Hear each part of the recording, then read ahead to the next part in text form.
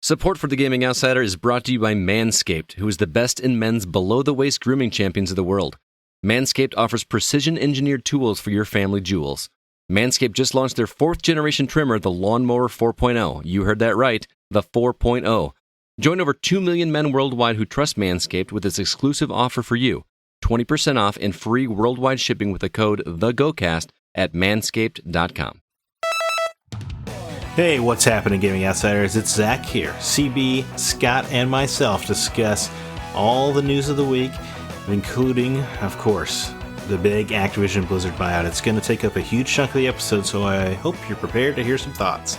We also discuss a couple new games, including The Company Man, Nobody Saves the World, and, unfortunately, Rainbow Six Extraction. This is The Gaming Outsider. Greetings, programs, and welcome to episode 382 of The Gaming Outsider, a video game podcast with a focus on our incredible community. It's Monday, January 24th. I'm your host, Scott Clark, and joining me are my friends, Zack Parkerson. What's up, man? Hey, man. And Chris Behrensmeyer. How do you do? I'm here. You are here. It is going to be a busy week. We have a lot to talk about, so let's just go ahead and jump right into it. CB, what have you been catching up on? Well, I actually found a game that I hadn't finished from Poggy, the word game people for achievements, called Roundouts. Is that the one you were playing at my place? No, this one's a different one. It's like a crossword puzzle one, but I was missing one achievement where I have to place 500 words. Jeez. Yeah, I'm almost there with that one. So that's been chewing up some time, and then I've also been playing Unpacking. I have that downloaded, and I want to play it, but I'm torn because I've heard that it's just a real easy 1,000 achievement points, but I kind of want to just sit down and enjoy it. It's not, well, I mean, it is real easy, but it is still 6 to 8 hours. Oh, wow. But it's weird because you're unpacking other people's stuff. It's a little personal. Yeah, especially when the character that you're playing at is female and you're having to like unpack and put away all of her unmentionables. Or negligee. Yes. So I'm like, this is such awkward, but it's a very interesting like cross section of someone's life because it starts like while they're a child. And so you're like unpacking all their belongings, and then they go to like college. And so you see like how much stuff they acquire. And then they move out and get their own place, and you see like how many more rooms and more stuff. So it's kind of cool. You're kind of telling a story through their stuff. Yeah, it is. But it's also cool because you get to see like what items they carry with them throughout their life. And then like what items kind of get subtracted. So what has meaning and what doesn't really matter? Yeah. Is it really like super relaxing like it seems, like just to organize things? It is. But it's also because you do kind of have a little bit of free form to it. Like there's certain things that have to stay in certain rooms, but you can kind of place them around the room how you want. So it's an interesting little game. Is there a wrong way to do it? Like it is like what's the game side of it in terms of how do you succeed versus how do you fail? Well, everything has to be off the floor. Like you can't have anything off the floor. To progress through the levels, like it'll say like, it'll highlight an item in like a red cursor saying like, oh, this item's in the wrong room, or this item can't be placed there. Right. Because when you initially unpack all the boxes, you can put anything wherever you want. But if it's marked in red, it can't go there. Yes. So you have to basically get everything to a place where it's not marked red, and then you complete the room? Yep. Okay. Do things have a very set location, or can the solutions really be different? Because the solutions can be different. Okay, because the red marker stuff makes it sound like there's like one set way to win kind of thing. Well, like I kept wanting to put like the person's backpack on a chair because that's where I would put it. Sure. And it's like, no, because you have to sit in the chair, so it can't be there. And you're like, okay, well, I'm going to place it on the bed. No, the person sleeps there, but then you could put it like underneath the desk or in the closet. So CB's wife really appreciates this game. This is more or less a training simulator buried inside this, right? Don't shake your head at me. Come on. Rose is a lot more freeform on where things go than I am. Yeah. Oh, okay. You've seen my game. You see my office. Like, things have a place. That's true.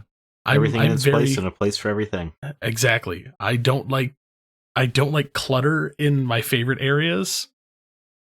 So that's why, like, the basement and the office are mine. Rose doesn't get to put anything in here. Anywhere else in the house, she could design and put it however she wants. These two rooms, mine. So should I check it out? Yeah, you'd like it, especially with your anal retentiveness. Yeah, probably. I preferred the term fastidious, but okay, let's go with it. Nah. Zach, what about you, man? Oh man, I'm selling my PS5 tear. Apparently, I'm looking at your list here. Yeah. So I beat the medium, which I had started I think last week. A little survival horror game. The game gets pretty dark. Like things I can't talk about on this podcast. Levels of dark. Oh wow. Yeah. And it's super cool and creepy. It's definitely going to be too much for some people, but the kind of dual world mechanic that they lay into is really interesting throughout, I find. And with all the murmurings that Bloober Team is working on a Silent Hill game, it almost feels like they made this just so they could have a pitch. Yeah. See what we can do? We could do this with another known property, just saying. Right, it just feels so much like Silent Hill in so many ways, including the territories they delve into and the whole like ashen spiritual world and more material world. The duality is very, Silent Hill in that way. It's just, man, it sounds like I got to play the medium. The first half of the game, I will definitely say it feels like early Silent Hill too. Yeah, I like the game a lot by the end of it, which is cool. I thought she was a cool protagonist and had a few neat twists. The ending is a bit of a gamble. I don't think it's going to land with everybody, but I liked it. Yeah, it's cool, man. You don't see a lot of games in 90s Poland. Yeah, So it was pretty refreshing that way. I played a little bit more of Returnal, which I think I am done with. I don't think Returnal and I are gonna get much further into our relationship. No, that bad? No, I like hard games, so I do like hard games, but I don't like games that are wasting my time. Right? If you play a Souls-like, you can at least use those souls to level up, or try a different weapon or something. Go back to home base and recharge. But in Returnal, you are completely at the mercy of RNG. There's you can be as good as you want at the shooting, but it just ultimately comes down to what that run gives you and in what order. And it's not fun for me. And I know a lot of people love Returnal, and I do stand by. Like, the combat loop is exceptional, and it is fun checking out when you get to a new world, as it were. But it's too much of hitting your head against the wall before the brick moves for me. And I know I'm not the biggest roguelike advocate in the world anyway, so take that with a grain of salt. But the story bits seemed interesting, but I don't think I can do it. It's not like bad. It's just you had your fill. Yes, I had my fill, and that's I don't think that's a crime. I played 10 hours of it, 10, 12 hours of Returnal. Yeah, for sure. And that's what I know. I got the fun I could extract from it. How far did you get? How many? I don't even know what they call them. What do they call those? They're not levels, but biomes or something. They call them biomes, but I refuse to call them that because that's stupid. Oh, okay. I'm just saying, I understand why open world games say biomes because they're different weather things, but they're just levels here. They're just worlds. Like, they don't interact in any way. There's no need to call them a biome.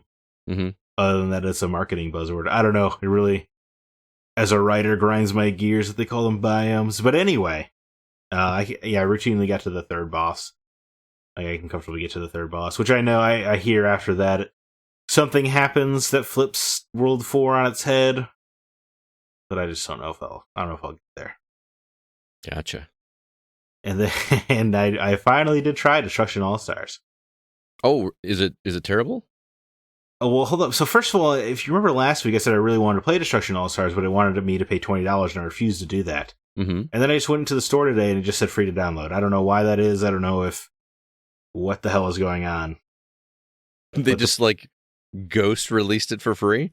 I don't think so. I think because I remember I went to the website because when PS5 came out, right, it was free for the first 3 months or whatever. I remember I went to the website and downloaded it, but it wasn't just registering at first, and I guess maybe it finally just caught up. Oh, maybe that's it. which is a really weird thing to have happen. But either way, I downloaded Destruction All-Stars, very excitedly booted it up. Yeah, this game, boring as hell. I mean, it's Twisted Metal, right? No, because the cards don't have any powers or anything. You pick these characters and they have like an ultimate or whatever, but it's not like an actual power, and it's all just about ramming into each other like a destruction derby. That's fair. Mm-hmm. But you kind of see all it has to offer by the end of the first match. Is it in a destruction derby? I feel like because the maps are so small and so condensed because they need you constantly ramming into each other. Mm-hmm. It's just these tiny maps. It's just kind of chaos for 5 minutes until the match ends, and you just kind of get points. You get like 3 points for a heavy hit, 1 point for a light hit, and you just hope the numbers add up by the end of the match. So it's not about actually destroying the other vehicles, it's just about landing points? Yeah, I mean, destroying a vehicle, I think, is like 10 points, and killing a person is 20 or something like that. But yeah, you can really just, like, I won my first match by just constantly waiting until everybody, kind of hit each other in the center or whatever, and then I just collide through all of them, yeah. Yeah. So what you're telling me is this is essentially should have just been a game mode for Rocket League? Yeah, or a game mode in Twisted Metal or whatever, right? It's just the fact that they had the audacity to ask for $70 for this game originally is unbelievable. Does it at least look good? Sure, it looks fine. I don't know. It doesn't like blow you away with the PS5's capabilities or anything, right? But no high intensity ray tracing. Nope, not in Destruction All-Stars, but I can see why they didn't get to make Twisted Metal. The reason it changed hands. Huh? It's so one note. It's so unbelievably one note. Like, I don't know. There's no excitement to it. I don't really understand it. That's unfortunate. Yeah. But now a game that does show off the PS5's technical capabilities, Demon's Souls. Oh, you picked up Demon's Souls remake. Did. I couldn't resist. Now you played the original, right? I did. Absolutely great, fantastic game, wonderful final boss, etc. That's a controversial statement, by the way. In case anybody's listening. Yeah, but it's great, man. They've cleaned it up. It looks unbelievable. It's the first time I booted up a PS5 game and went like, yeah, it's probably couldn't run a PS4. Oh, really? Just the stuff they're doing, the lighting with the flames and stuff is crazy. I'm sure it could run on PS4. I mean, the game originally ran on PS3, Mm-hmm. But just the stuff they're doing with the lighting and the load times are crazy as a fan of this genre, because that's usually the big punishment for dying is having to wait through that load screen. But when it's 2 seconds, it hardly feels like a punishment at all. Mm-hmm. But yeah, man, I mean, it's the same exact game. They clean things up. There are some drop rate differences in the first world is the only thing I've really noticed, in that they give you a lot of fire items right up front, almost as if to say, hey, use the fire items on the boss, which is probably a good thing, because a lot of people hit the stopgap of their first boss in a Souls game, so I guess it's probably good that they give the hint. It was just really funny.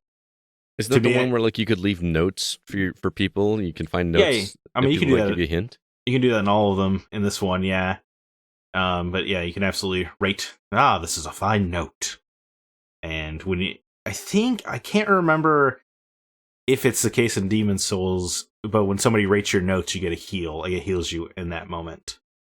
Oh, like in real time? Yeah, like so. At least I know that's how it works in Dark Souls and Bloodborne. I can't remember if that's how it works here, or if you just get a Souls bonus. But it's so killer when you're in a boss fight and somebody rated your note as fine, and you get a full heal in a boss fight. You're like, yeah, it's back on. That's really cool. That's a cool way to let you interact with people without actually interacting with people. And it helps incentivize you leaving good notes. Right. Because you want it to get rated well. Do you get any negative impacts if you get a negative review? I think it makes it less likely to appear. Gotcha. Although I will say there was a highly rated 40,000 note that said try rolling here, and I did so and died. So, F that guy and these 40,000 buddies who backed his play. Yeah. Yeah, but I meant to just kind of pick this up for a couple hours and get back to Returnal, but I think I put like 15 hours into Demon's Souls this week. Holy cow. It's completely taken over my life.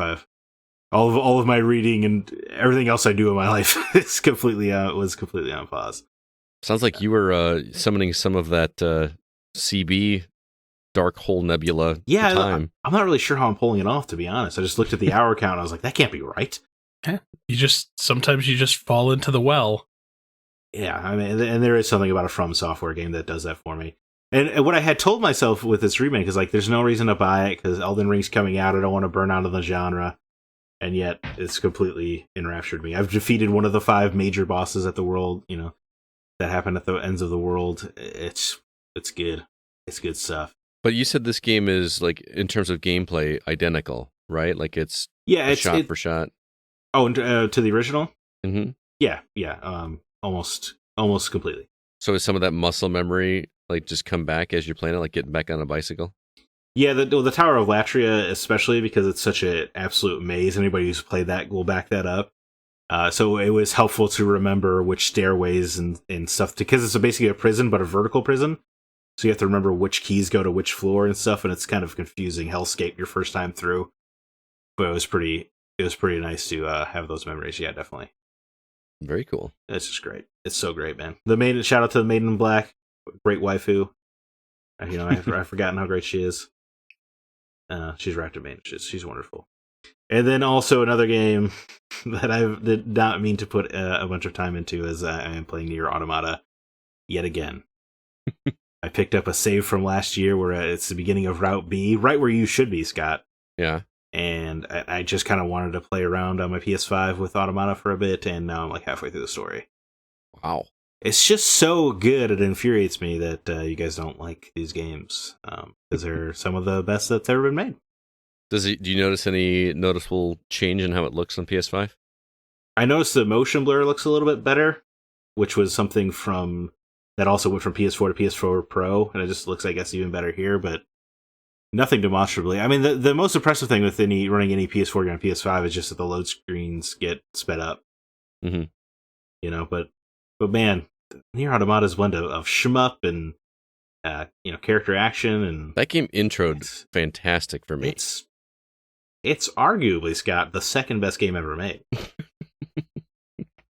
I did like the shmup parts of it. At the beginning, I was like, all right, this game's going to be rad. Yeah, well, especially at the beginning of Route B, there's a shmup section where it lowers the camera to like behind the mechs. Oh, cool. It's really cool. It's almost like Zone of the Enders or something. Another series I did not touch. Yeah, that's a shame. Everybody should play Nier Automata, is what I'm saying. Yeah. I know it's the first time I've ever said such a thing on this podcast. Right. As for me, I played some more Borderlands, original Borderlands Enhanced or whatever with my crew, Christina and Joel and CJ. It's becoming a regular Friday evening thing that we do. We just have a lot of good laughs, and I think we're up to like level 27 or so now. We do the I don't know how long it's been since you played Borderlands, but we kind of ignore the main quests and just do all the side stuff to level up, and we just chat, have conversations, blow stuff up. Do you guys have a rule where you don't play without each other? Yes, we have not played without each other. But what's weird is some of us are slightly ahead of each other in terms of level, which is weird. You'd think it would be exactly the same if we've put, unless somebody has a buff or an artifact that gives it a little bit extra experience or something. But you think maybe you get like a bonus if you get the last shot on a guy or something? Maybe it makes me wonder. Because it goes back and forth. Like one time Joel will be ahead, then another time CJ will be ahead, and then Christina will be ahead. Like and then we go back and forth. It's kind of crazy how that works. But anyway, that was a little weird. And but I mean, it doesn't matter. It's not like it's a huge significant. It's only like maybe a fifth of a level, and it bounces back and forth. It's just I just noticed it, which I thought was interesting. But we'll have to get Randy Pitchford on the phone, figure this out. Yeah, let's do it. But a ton of fun. We just laugh and laugh and laugh. I need to get that on stream. I need to start streaming that, and I got to figure out how to get all 4 of us talking on it because it's just been too much fun. It kind of sounds like Scott likes his other friends more than us, CB. Yeah, well, they actually come play with me, so it's. I'll play with you. You have been offered to play multiple games. It's specifically one game that I don't have an interest in playing. Yeah, well, we'll find something that we're in, because we're going to keep going. I think we're going to skip Borderlands 2 because I've played that one to death, and it sucks. I like Borderlands 2 better than the original Borderlands. But I'm not going to get all the achievements, because in order to do that, I think you have to max out each character, and I just don't want to play through the game 4 times. So I don't really have any interest in doing that again. I'm just going to have my fun with it, and then move on to Borderlands 3, which I've still got sitting there and played for all of 45 minutes. CB, I think we played it. Yeah. So what about the pre-sequel? I did not like the pre-sequel. They do a mechanic in that, and I don't know if it lasts the entire game because I never finished it. But they do the like, I gotta get oxygen before I run out of. So you have to like find these things to pick up oxygen. Like, who thought that was going to be a fun idea in a Borderlands game? I remember hearing about that. That was kind of the talk of that game, honestly. So I think it does last the whole time. Yeah. So I don't think we're going to touch that one. But... A shooter on a timer sounds perfect for you. Exactly. Outside of that, like I said, I'm going to continue playing that for a while. I'm actually looking forward to skipping 2 in the pre-sequel and going right to 3, just to see how, going right from 1 to 3 is going to be like a drastic difference, I think. And I'm looking forward to that. I also checked out The Artful Escape. If you remember, this was on Grant's top 5 list when we did our Game of the Year discussion. It was one of his favorites from last year. And it's on Game Pass, so I thought I'd check it out. I heard it's only like a 4-hour game. And I played through that this week. Boy, that is a trippy game. I don't know if you guys know anything about it, but you play as a folk musician who's living in the shadow of his uncle, who used to be world famous and is from this super small town. And it's all about him like discovering himself and his real sound. But he's huge into sci-fi and metal. Not like death metal, but like metal guitar riffs and solos. And he wakes up one night and is, I'm not making this up, he wakes up one day and is approached by an alien from outer space who takes him on a spaceship, and he goes off on an adventure to discover himself. This game is very much if the people that made the Yellow Submarine movie with the Beatles made a video game. In terms of trippiness, like just weird random things that just don't make any sense. And I don't mean that in a bad way. It's just a very artistic game. Well, I assumed is it not all a fever dream about him rethinking his life? I assume the alien is not real. I mean, by the end of it, there's no indication that like you're having a dream or anything like that. So it is apparently real. Here's the crazy thing: is the voice cast in this game. Lena Headey, Cersei from Game of Thrones, Jason Schwartzman, Carl Weathers, and Mark Strong. Sinestro himself. Sure, yeah. I hear Mark Strong and I think the Kingsman. That's where my mind immediately goes. Also great. Also, Courtney Taylor is in this game as well, who we've all met in person. So sure, yeah. I would put her on the same caliber as Jason Schwartzman. Sure. Jason Schwartzman actually plays a pretty fun character. So yeah, I assume this is where the pandemic benefits video games this way. How so? Because actors at home without jobs, right? Because that's how 12 Minutes got James McAvoy and all them. Mm-hmm. It was because they were all in between jobs. They were all free. Yeah, right. Lena Headey has like my favorite line in the entire game. She talks about how pinball is huge in the cosmos and all the cool people play pinball or something like that. It's just like standard. That's what the cool people do. And I was like, yes, that should be your ringtone. I know, right? I gotta find that somewhere and make it my ringtone. All the cool people play pinball. I love how she says pinball. That's good. But CB, you should check it out. It's a free download, obviously, because you have Game Pass, and it's a super easy 1,000. I got all 1,000 in no more than 4 hours. It's pretty easy. There's a couple that you may have to look up because they don't really tell you. They're secret achievements, but there's a complete chapter select, so you can go back and just pick it up if you need to. So that'll be easy. Artful Escape. It was I didn't dislike it. It's very much a experience game. There's not a whole lot of game mechanics. You a lot of the game you were just walking from point A to point B Mario style, but there's some very rudimentary platforming. But you're playing your guitar while you're traversing, and the music interacts with the world and causes things to come to life, and there's just all sorts of trippy psychedelic things going on in the background.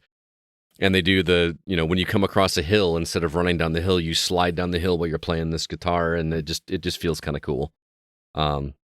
It's worth checking out. I wouldn't have put it in my top 5, but Grant is obviously an accomplished guitar player, so he probably had a little bit more in the mix there for it. So the Artful Escape, I had some fun with it, and was appreciative of the achievement points. And I imagine next week CB will be reporting that he's got all 1,000. So I'll do what I can.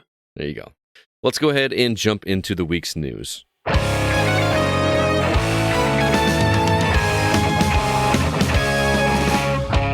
All right, so it's no secret that this episode, or this week in general, the biggest news story is the Activision Blizzard acquisition. But we're going to save that for our From the Outside In topic, because there's a lot to unpack there.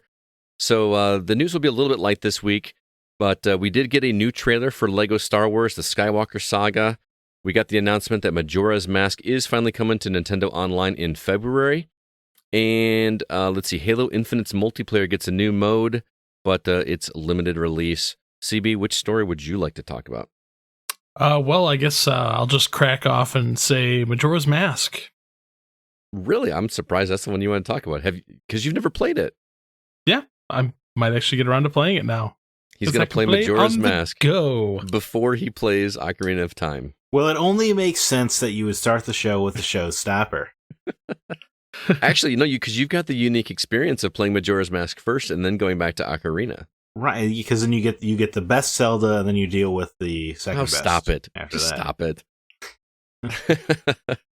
Also, as of now, because since the 20th, Banjo-Kazooie is available on Nintendo Online as well too, which is a game I've never played, but I don't know. I don't know if I want to do it. Nintendo Online, man, it's picking up steam with a lot of this stuff finally. Boy, that's a huge news story. Well, in this day and age, who knows? I can play Steam games on Nintendo Online now? Although Nintendo has a history of saying flat out no to buyouts. That's true. Good for them. Integrity. Anyway, we'll talk about that. I think that's cool, man. I know a lot of people kind of don't like that Nintendo Switch Online is only doing a game a month, but I think that's perfect. Yeah, because it gives you time to play through whatever classic you're excited about. You know, yeah. I'm cool with that.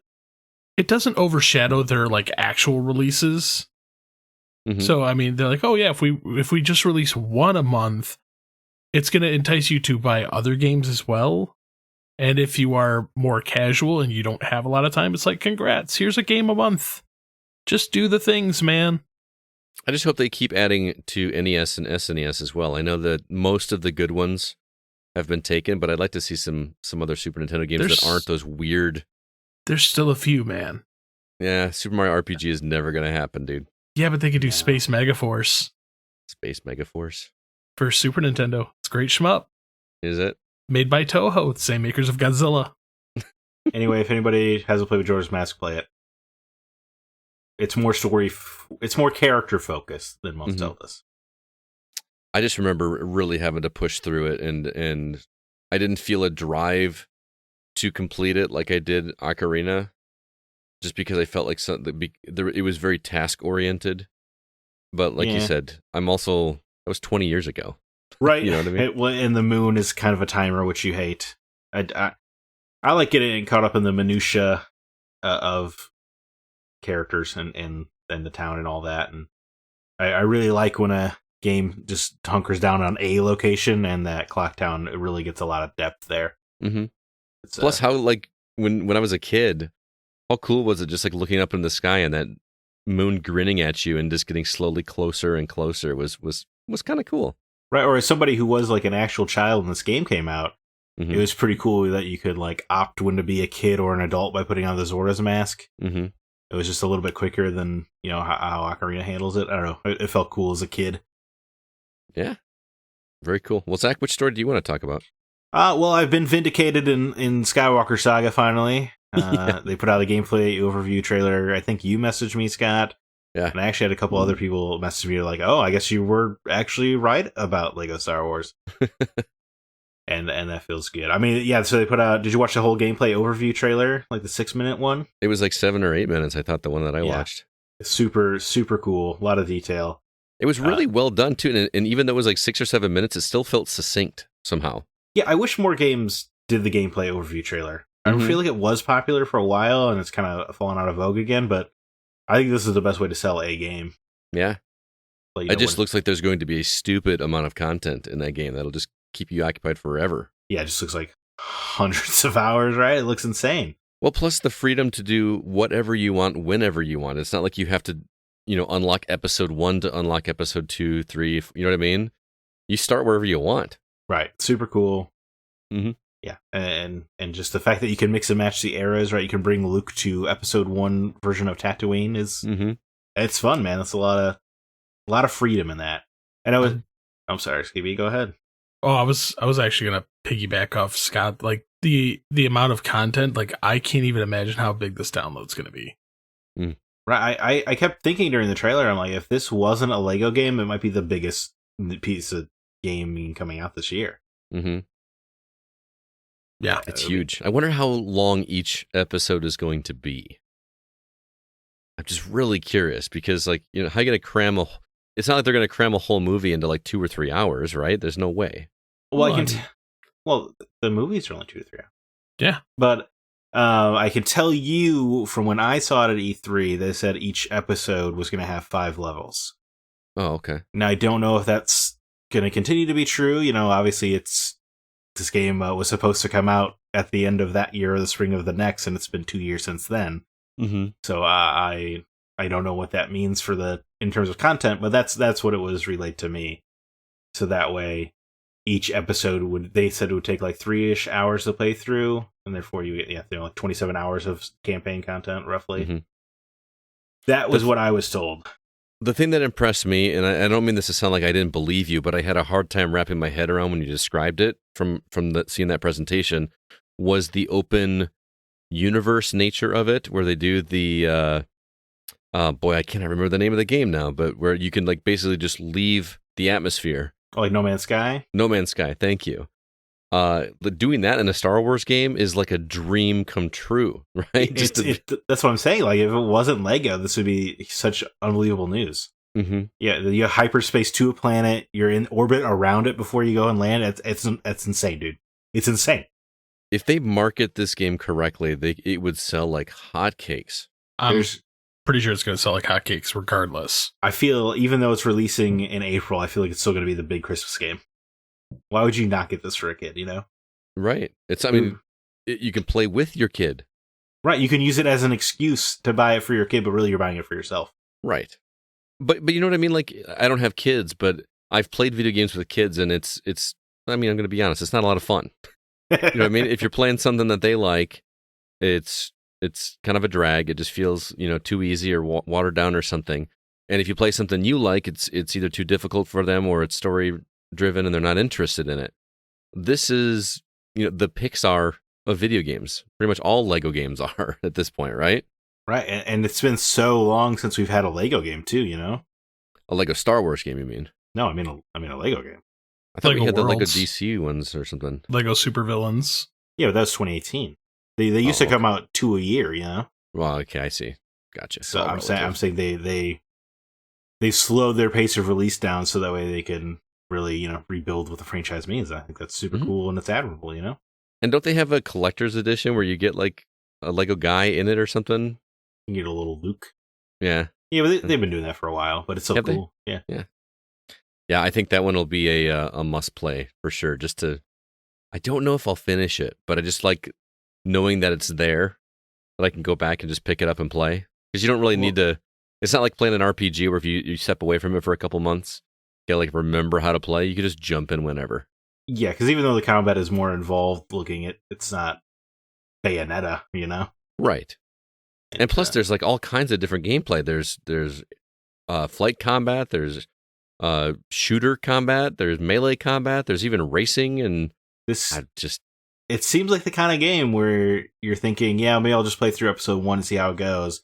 And before you know it, the night's over and you play through the whole prequel trilogy. Mm-hmm. Yeah. Looking forward to that, especially if you can play with somebody online. Is there online co-op? I don't remember from the trailer. It would be more surprising if there wasn't, I guess. Yeah, exactly. So that sounds fun. Lego Star Wars, the Skywalker Saga. Turns out Zack was right. Good reporting, my man.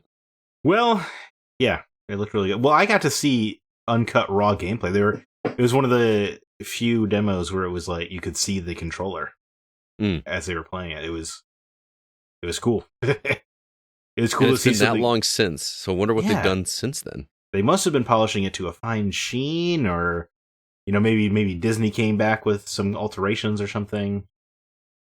Who knows? It's just crazy how long that game's been in development, but it looks like it is paying off for them. Yeah, I want to say the first release window was spring 2020.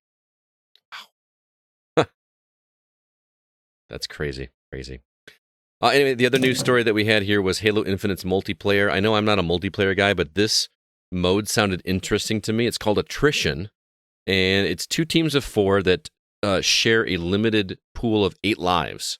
Then the game, so each team has 8 lives. As soon as 8 people are killed, then the game enters sudden death, and the first team eliminated loses.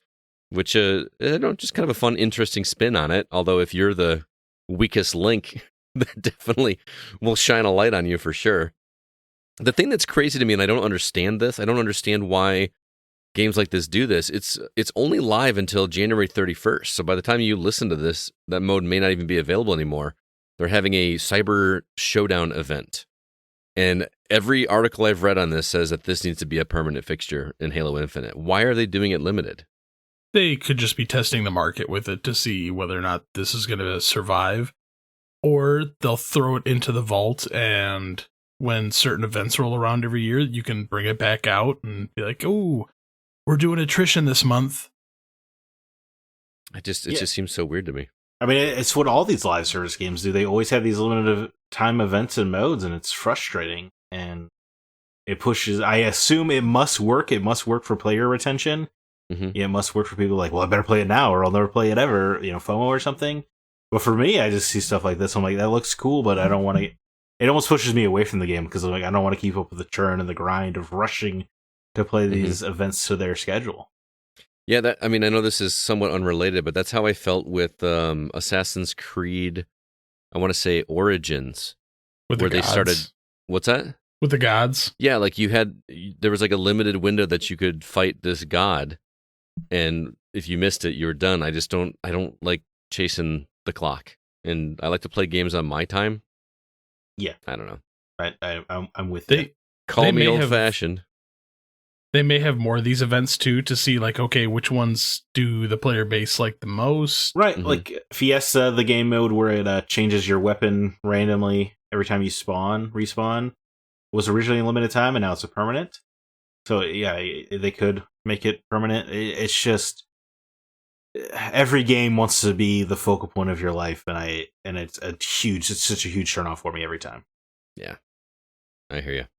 By the way, I wanted to ask you, have they changed? I know you didn't play any this week, but I know you said one of the frustrations you had with that multiplayer is they didn't let you just pick your mode. It was kind of like randomly selected for you. Well, actually, I said the exact opposite. I said I like that. Oh, my bad. But a lot of other people were frustrated with it. Mm-hmm. But to your point, yeah, they broke off Slayer into its own category. All the objective based modes, like After the Flag and Oddball and stuff, are all still in that same original pool with Slayer and stuff. And if you go ranked, that's what you have to play. Mm-hmm. Is the pool of modes. But yeah, they broke off Team Slayer and Free for All Slayer and all that stuff into its own stuff. Which, hey, if that's what the player base wants, you got to give it to them. I just worry that'll pull people away from the objective modes. I like the randomization of not knowing what I need to strategize for next. It's super fun. That's why you liked the Rat Loop game too, Lemniscate. Yeah, because you never really knew what you were gonna do or what you were gonna choose until you saw everybody else's strategy first. Right. Yeah. I like I like a game forcing me to be adaptable. Mm-hmm. Which I guess kind of spits in the face of what Returnal's doing, but Returnal, it doesn't give me. When I finish a Halo match, I level up or get something. Returnal gives me nothing. You just start literally from the beginning. Right. No gear up or anything, which makes me nervous about Returnal because that's kind of the draw for me with roguelikes. Is the incremental increasing? Yeah. Even if it's a little bit, I'm going to do a little bit better next time. And I think just the procedural layout of levels is way more unnoticeable in a 3D game than a 2D game. Right. Interesting. All right, well, that's it for the news. We're going to obviously circle back around to the Microsoft news later on, but before we move on, I want to remind everybody about our Patreon, where you can help financially donate to the Gaming Outsider if you'd like to receive some extra episodes as well. It also helps us offset the cost of production as well as give back to the community. So if you'd like to help out, you can do so at patreon.com/thegocast. And depending on your level, you can get some bonus content as well. CB, what can everybody listen to right now? Well, our Break the Seal on Star Fox and Star Fox 64. Our video game movie review of Resident Evil Welcome to Raccoon City and 8-Bit Christmas. And our Guardians of the Galaxy spoiler cast.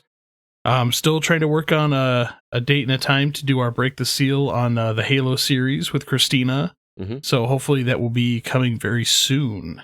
And we're going to try to cook something else up before the month ends here too, because got to get some extra content out there. So maybe, I don't know, maybe I'll hop over to CB's sometime this week and do games that aren't for us. I'm sure you got something in there that will qualify. Oh, yeah. Yeah. There's a few things we can dig out. All right, let's do it. Again, if you'd like to help out, the site is patreon.com/thegocast. Let's go ahead now and jump into the games that we've actually been playing on the new side.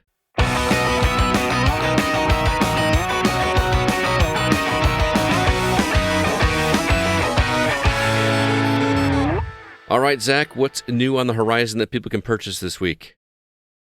A Western stealth puzzler El Hijo A Wild West Tales comes off of console and onto mobile devices such as iOS and Android January 25th.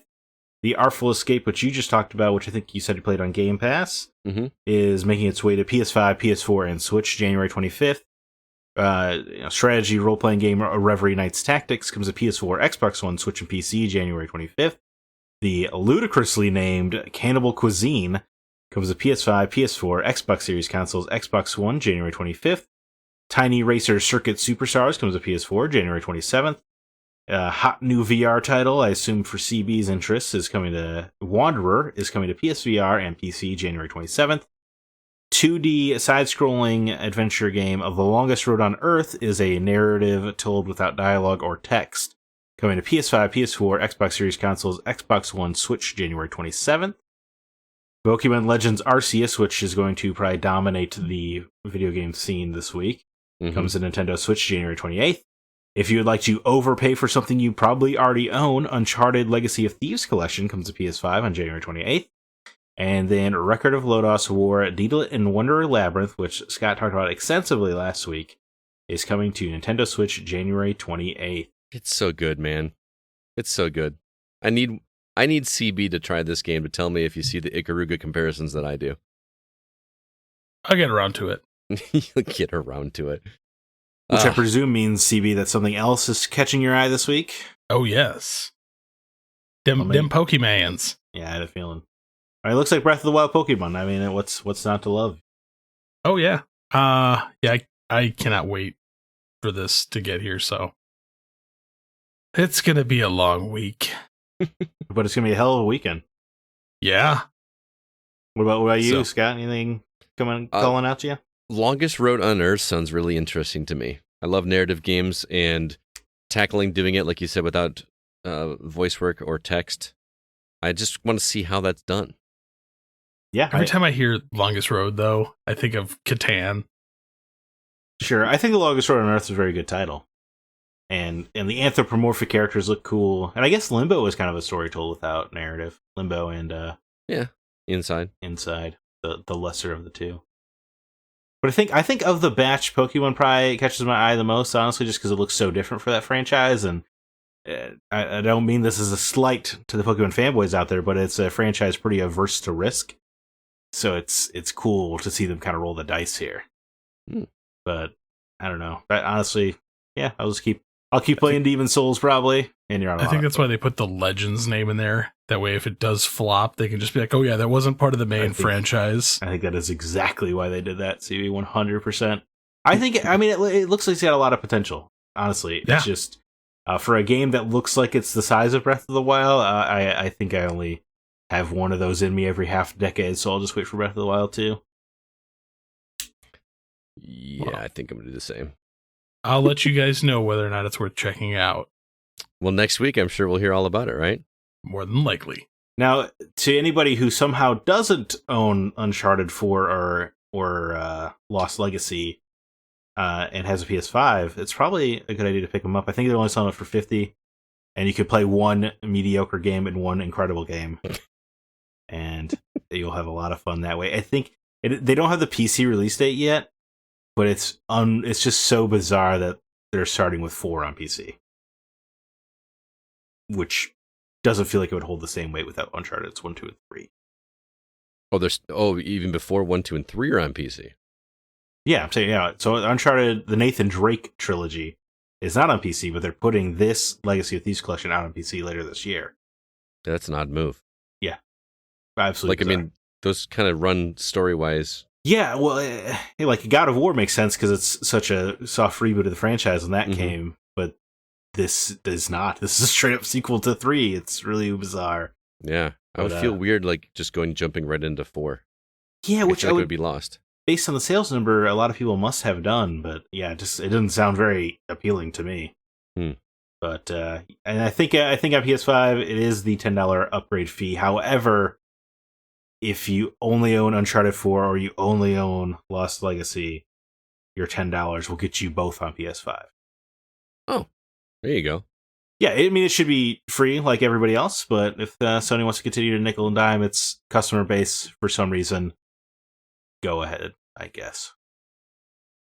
There you go. Well, thank you, Zack, for that. I do appreciate that. Moving on, CB, you checked out a game this week called The Company Man. You're playing this on Switch.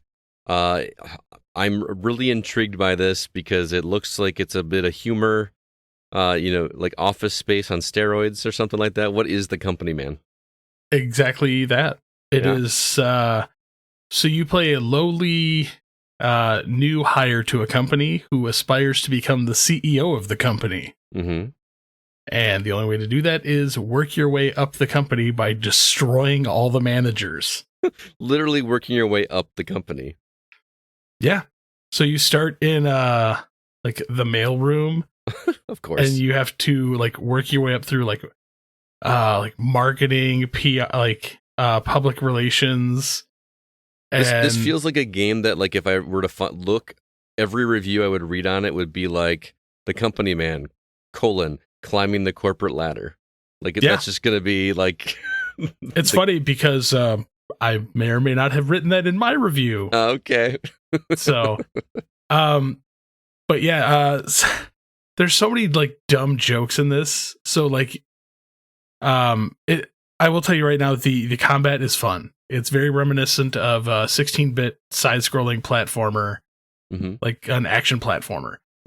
So if you lose health, there's lots of checkpoints. They're forgiving, but the health replenishment points are coffee breaks. Yeah, that's so pretty good. Chug coffee to replenish your health and energy. Nice. Something we can all relate to. Yeah, it's like Max Payne's painkillers. We've all been there. Yeah. I forgot about that. Holy cow. Well, the coffee joke runs deep because you collect your salary for firing people and destroying managers. Oh, it's the Activision simulator. Pretty much. But surprisingly, this game has like a very weird story like meshed into it on why you want to become the CEO. Apparently your mom left your dad and married the CEO of the company that you work for. So you want to take his job? And his life. I mean, that's what I meant to say, sorry. But when I hit that point in the game, I was like, God, this is disturbing in like a small sense of the word. You're kind of selling me on the company, man. The combat is fun. The enemy types are so you have like a sword attack, but instead of a sword, it's a keyboard. So, and every time you kill somebody, you aren't killing them, you are firing them. So you like beat somebody to death with a keyboard, and that's how they're fired.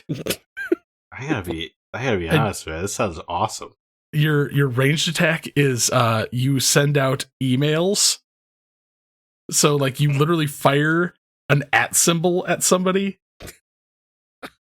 Shooting @ symbols. And so as you power up, they like you get mass email, so it fires a bunch of like email @ letters To say spam while you shoot or something. That's an attack you unlock too. The jokes are just so dumb but funny. I like that they carry it to its natural conclusion. They're very clever about it, you know? Oh yeah, the writing for this is pretty funny. Like I chuckled a few times playing this. I'm like, oh, good lord. When you get to the accounting department, you constantly have to drop frozen, like little bank safes because the assets are frozen. Oh, yeah. Like there's just like all kinds of dumb office humor in this. Like I was just amazed by the amount of detail that they were able to put in this and still keep it like very fun. I finished it on normal and hard, which then unlocked impossible mode, which is the entire game with only one hit. Oh boy. Ugh. It's real hard. Fun. How long was it? Surprisingly, you could probably rush the entire game in under 2 hours. Okay. Wow. I think I finished it in like 3-ish, but I was taking my time and playing it. But the second time through, I probably blazed it in like 2 hours. So it's not a long game, but it is fun. Well, that you mentioned that there were you mentioned that there were some fun boss battles, which, you know, when you hear 16-bit game, I always loved me some 16-bit boss battles. Tell me about those. So let's see. The marketing person is very like whimsical and like is firing ideas at you. The like one of the CEO, like when you finally get to him, he's like constantly like throwing interns at you. Oh, that's hilarious. Like it's just like each one of the characters, not only do they develop like the generic mobs in each level, like around their theme of like what level in the company you are, but even their like the manager of that level is themed fairly accurate. Like you see them and you're like, yeah, I could see them. Oh, and the entire company that you work for is a company that makes water. Okay. Is there a significance that I don't understand? It's just weird. It's just okay. Like the fact that it's a company that makes water. And when you get to research and development, you find out what's actually in the water. Oh, okay. Is it like Nestle where they use children to forcibly take the drinking water out of their own homes? No. Let's just put it this way. Swirling green. What happens when you drink a lot of coffee? Sure, you pee. And? Poop. Yeah. Oh. Poop water? It's poop water? It's poop water. Poop water. Gross. So when you're going through the R&D, like there's giant tanks of this sludge, dubiously colored liquid with things floating in it. Oh man, that's good stuff. So is there please tell me there's at least one red stapler somewhere in this game. That's too obvious. I mean, no, not like come to think of it, like I didn't look that hard. Like even just one sitting on a desk somewhere with like, you know, or the word swing line somewhere mentioned would just be. When you get to the I think it's the very intro level. The intern machine in the background, you see interns running on hamster wheels to power the company. And then the second half of the level, there's like interns that are jailed, like in these little cubicles that have bars on them, and they're just sitting there answering emails. Oh wow! Like it is. Yeah. I want to play this. It's a very clever game. I need to play this game. It sounds great. Yeah, you really do. It's fun, especially like 3-4 hours or whatever to go through. Oh yeah, it's a quick in and out, worth the chuckle. Yeah, so it sounds like you recommend it for sure. Yeah, I really do. That is The Company Man. You've got it on Switch, so I can just borrow your Switch and play that one probably. Yeah, you could. Do you not own a Switch? I do, but I got it digitally. Yeah, God forbid you give an indie game $1, Scott. That's true. Maybe I should just pick it up. It's probably like less than $20. Yeah. All right. The Company Man, for those that are interested in checking that one out.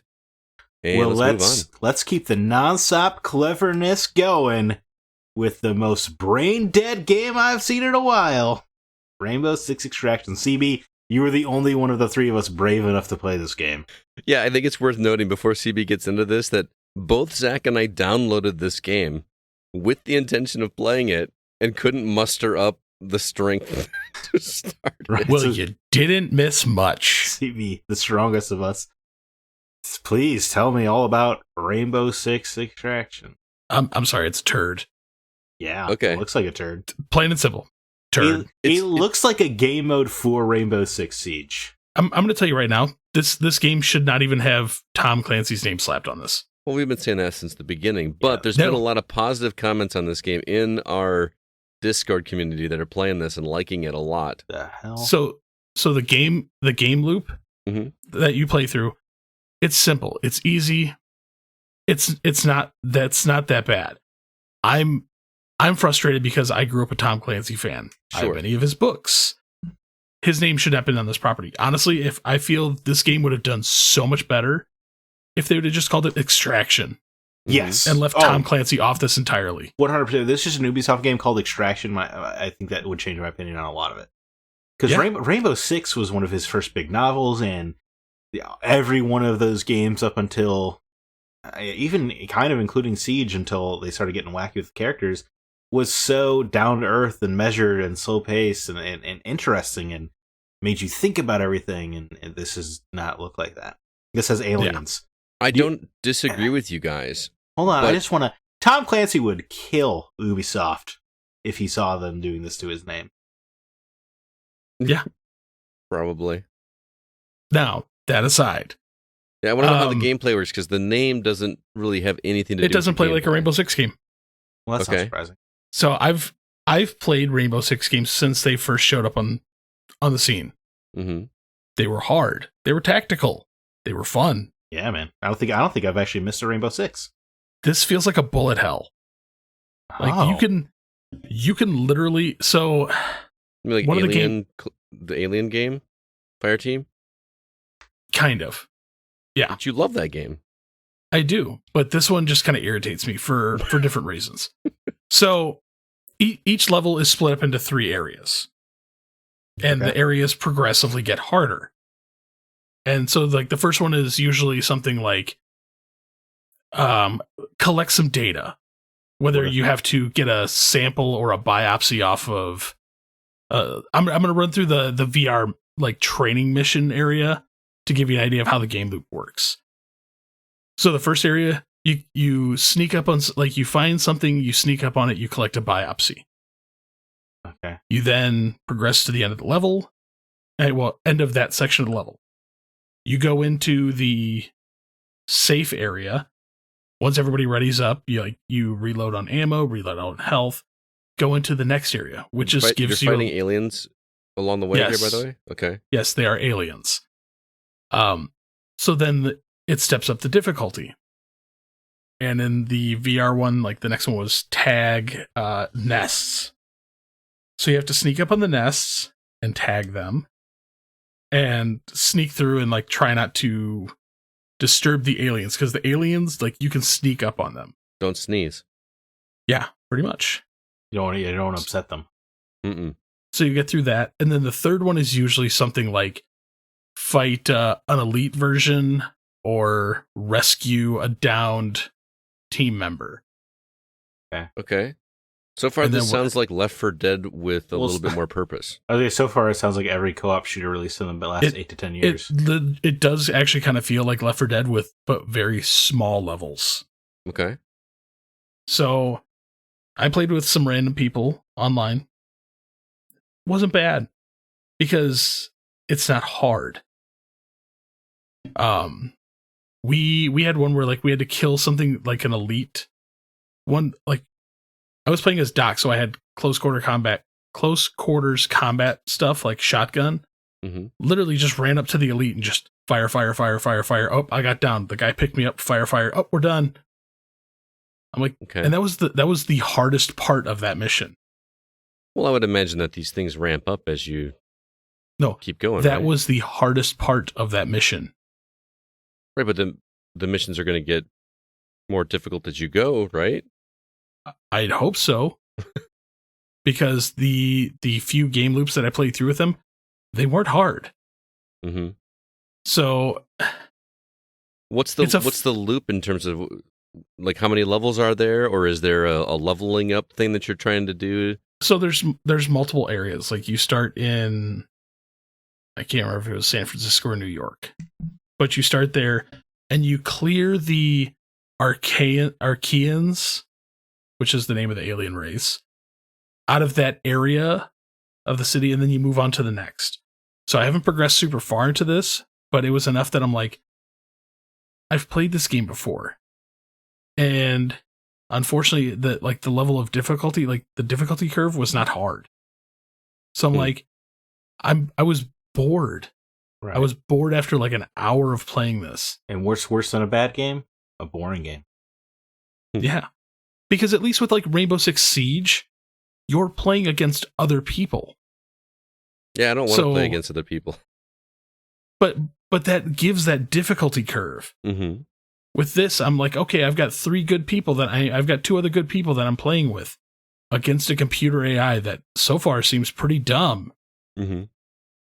It just wasn't challenging, and I was bored. Well, you're not selling me on it. I'm wondering if I should just go ahead and uninstall it, or it's free for Game Pass people. Try right, I it. know. It's included with game. Yeah, included game. Yeah. So I feel like it speaks to Ubisoft's faith in this game that they made a last minute Game Pass deal. Well, I mean, they have Twitter as well. They've heard the reactions to it. Well, do you think they just canceled X Defiant then? I'm gonna play it a little bit. I'm gonna play it a little bit more. Maybe we should play it together. Honestly, that might be a good idea. Suffer together. Yeah. But I'll leave it installed, and if you guys play together, hit me up. I'll try it then. No, I will say one of the interesting things about it is you just say no. No, I openly said no. I'm gonna play it some more. I know, but we should play it together. No. Sorry. I had a thought in my brain that I was trying to get out. Fine. I know, it's like talking to my students. No, I will play with you guys. I promise that. Let's put it on the calendar. Now, one of the things that will annoy Scott about this, oh great, is if your character gets knocked down multiple times, you get up again. No, wow, you lose that character. That should have been funny because you have a variety of operatives that you can choose at the beginning of each area. Are they the siege operators? Siege-like. I just didn't know if like Ash made an appearance or anything. I don't know. But one of the characters is named Thermite. Yeah, Thermite's in Siege. So I was just wondering because you would want to keep that brand synergy alive, I would think, and use these recognized. Because if you go to Target stuff, they sell like action figures of the Siege characters. It's really weird. Siege is crazy huge still. No, with high school kids. That's all well and good. It's just weird when it's a game about the military invading your home. That they're like, and here's an action figure. Yeah. But okay, so I was talking though, like you have the different characters that you can choose from. Right. So permadeath. If they get knocked down, no. Remember how I talked about how you have to go rescue a character? Yeah. The only way to get them back is they stay downed until you go rescue them. Right. So say there's an operator that you're really good with and they get downed and your team just like, sorry, man, we got to get off for the night, and you don't see them for a while.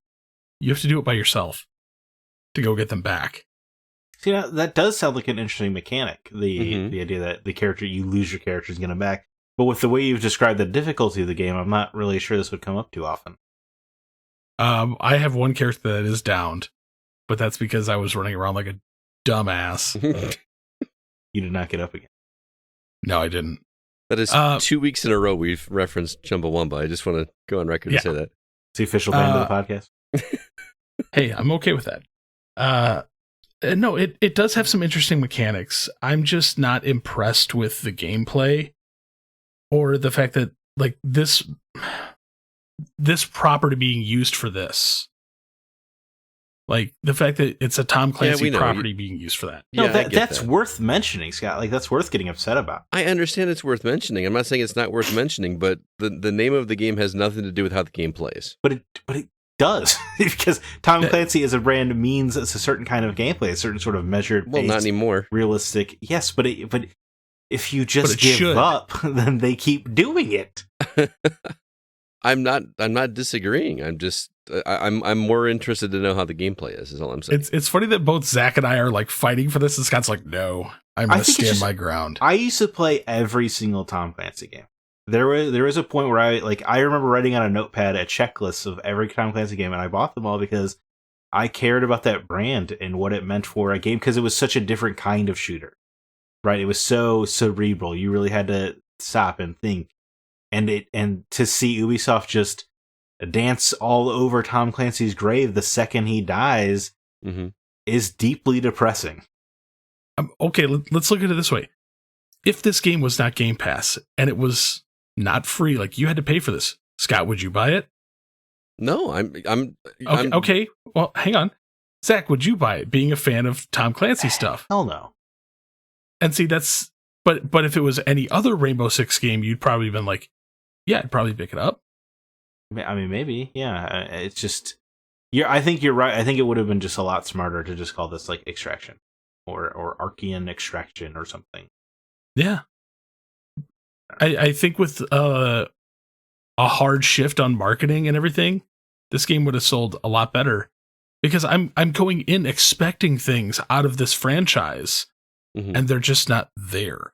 And even when it was originally announced that it was going to be the Rainbow Six Quarantine, and it was going to be like a freaking zombie game, it was still so far removed from what Tom Clancy means as a brand. And I don't know, man. It just really bums me out because, I don't know a lot about Tom Clancy the man, but I know what he did for video games, and to see that obviously his estate also doesn't seem to care about him, it just sucks, dude. Well, for me, like coming off the Division and the Division 2, and when they announced Quarantine, like I thought it was going to be kind of a continuation of that storyline. With the dollar flu and stuff? Yeah, like something grounded in reality, and I'm like, cool, like it's going to be something else in this universe. And then it's just such a hard diversion from it that it's just hard for me to kind of like, what's going on? Let us have our soapbox, Scott. For God's sake. A man died. You can have it. I just, like I said, I agree with you in that it should have been just called Extraction. I will also say the gunplay doesn't feel as tight as Rainbow Six Siege did. Yeah. Like it feels a little more loose. I mean, the whole game looks so budget in every trailer, and I guess I don't know. Yeah, I don't know what the full retail price is, but it looks like an expansion pack to a Rainbow Six. But at the same time, so did Aliens Fireteam Elite, and you freaking love that game, CB. But that was also a budget game. That's what I'm saying. But I also went into that knowing, like, this is just going to be insanity. And it also didn't have Ubisoft on the box. Right. Has Ubisoft ever put out a budget title game? They used to. I just don't think Ubisoft should be making shooters. No? Now, I will say I did look it up. This is only, it appears to be a $40 game. So I guess that helps a little bit. Yeah. But so it is a budget title game then. Right. I'm still just not as impressed with it.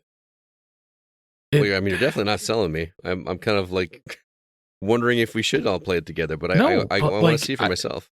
Because this is Game Pass and it's free. If you have Game Pass, try it out. But for me, it's just not clicking. Okay. There's just something about it outside of the fact that it's named wrong, but there's just something about the game for me that's not clicking. Gotcha.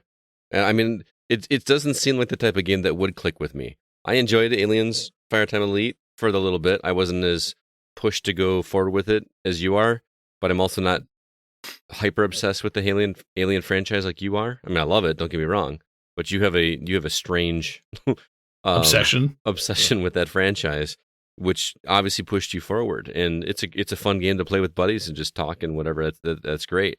But if Alien Fireteam Elite weren't aliens, I probably wouldn't have played it. You know what I mean? If it were just standard aliens, I probably wouldn't have played it. Maybe it's been so long since I've been in the Rainbow Six universe that I'm just not as attached to it as I once was. Maybe. So, well, tune in next week when and if we decide to play that together. Right, don't make it happen. No promises. Yeah, no promises. We'll do our best. Rainbow Six Extraction, and CB's playing that on Xbox. Well, hopefully you come bearing better Game Pass news, Scott, with Drinkbox Studios abandoning PlayStation and coming over to the Xbox fold with Nobody Saves the World.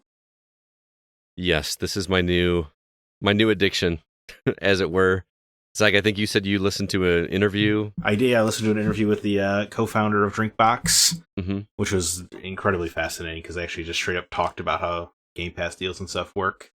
Oh, cool. But yeah, this so it looks like a Zelda roguelike. Is that fair to say? I keep seeing articles compare it to Zelda, and I don't understand the comparison to Zelda at all. And you know what is it like when people compare Binding of Isaac to Zelda and you're like, yeah, it does the same kind of a look, but it's not the same kind of game? I would say that Binding of Isaac is closer to Zelda in that. Wow. In that, like, you've got 4 walls and you go through one and then it kind of shifts over, you know what I mean? And you got the hearts like in Zelda. This is nothing like that. It's a dungeon crawler. With I wouldn't even call it like the puzzle. There's not even really any puzzling outside of there's a mechanic that lets you switch characters, which is a predominant mechanic in this. You start as a rat and you eventually get to shift into a knight and then an archer and a slug, all these goofy things. And you may need to transform into one of those characters in order to access a new area. Like if you come across a tunnel, small little mouse hole, you need to get the rat in order to get through that. That's as deep as the puzzles have gotten for me. Man, this is more of a. I would compare this to Children of Morta. If you guys remember me talking about that game, which was my favorite of a couple years ago, it plays more like that. But the difference is in Children of Morta, when you pick a character, you're committed to that character for the run, right? In this one, you can switch between whatever characters you have whichever ones you have available to you on the fly. Now, you can just cycle through them. Is it a procedurally generated roguelike then? Still? The dungeons are procedurally generated, yes. So if you leave a dungeon and come back, it'll be rearranged, but I haven't come across a reason to come back. And I don't even know if I would call it a roguelike. I haven't died yet. It's not a So you don't know if it is or not. Well, I mean, the way that the progression in this game works is basically think like Mario 64, where you had to have a certain amount of stars in order to open up doors. It works like that, and you have to earn these star things in order to be able to access another dungeon, right? And but the interesting way that you earn these stars has to do with actually leveling your character. So in order to do that, each of your individual entities that you've got, like the rat, the knight, the archer, the slug, all this stuff, have their own individual level systems. And the way the game rewards you is it gives you a little checklist, which, again, here's why I like the game, right? It gives you these checklists of things to do that are your quests, but they're not quests like go get 5 whatever and bring it back here. Your quests are like, at the very beginning, use your basic attack this many times, or use your secondary attack this many times, or heal yourself with this so many times. And once you do it, you earn a little star thing. Okay. But those unlock, they're very easy at the beginning. So you're incentivized to play around with the different characters to unlock things earlier on, if that makes sense. Then on top of that, what they do is you eventually come across enemies that are shielded until you hit them with a certain type of element, and each character has its basic attack tied to a certain element. So you have to kind of switch on the fly to switch to a different character to attack with that element. And then you can switch back to your favorite character if you want to. But it behooves you to play around out of your comfort zone and level up your characters evenly instead of leveling up just your favorite. Okay, that's smart. You know what I mean? That's smart game design. Yeah. Yeah, it's really great. The humor is pretty funny. I think it's hilarious. It's got that. Is it the same brand of Guacamelee kind of humor? It's been a while since I played Guacamelee, but from what I remember, yes, it's not like loud, obnoxious, pop culture references like It's you don't like. Not a Saints Row reboot or Borderlands 2 kind of deal. It's much more subtle, Okay. and it's just goofy. I don't love the art style, and I don't mean this to sound like a slight. It's bright and colorful, but it's got this weird edge to it. Like your characters move like Paper Mario, where like you're only seeing the one profile of them, and if they turn around, they just kind of flip. But they've got like this dark edge to them. They don't look happy. I don't know, the very dark black lines around them that just make them feel like a Paper Mario character. But it plays like a dream, and the loop, the RPG loop where I'm not even gonna call it a skill tree, but just the things that you unlock, and whenever you level up, your stats get increased, and it's running at a good clip.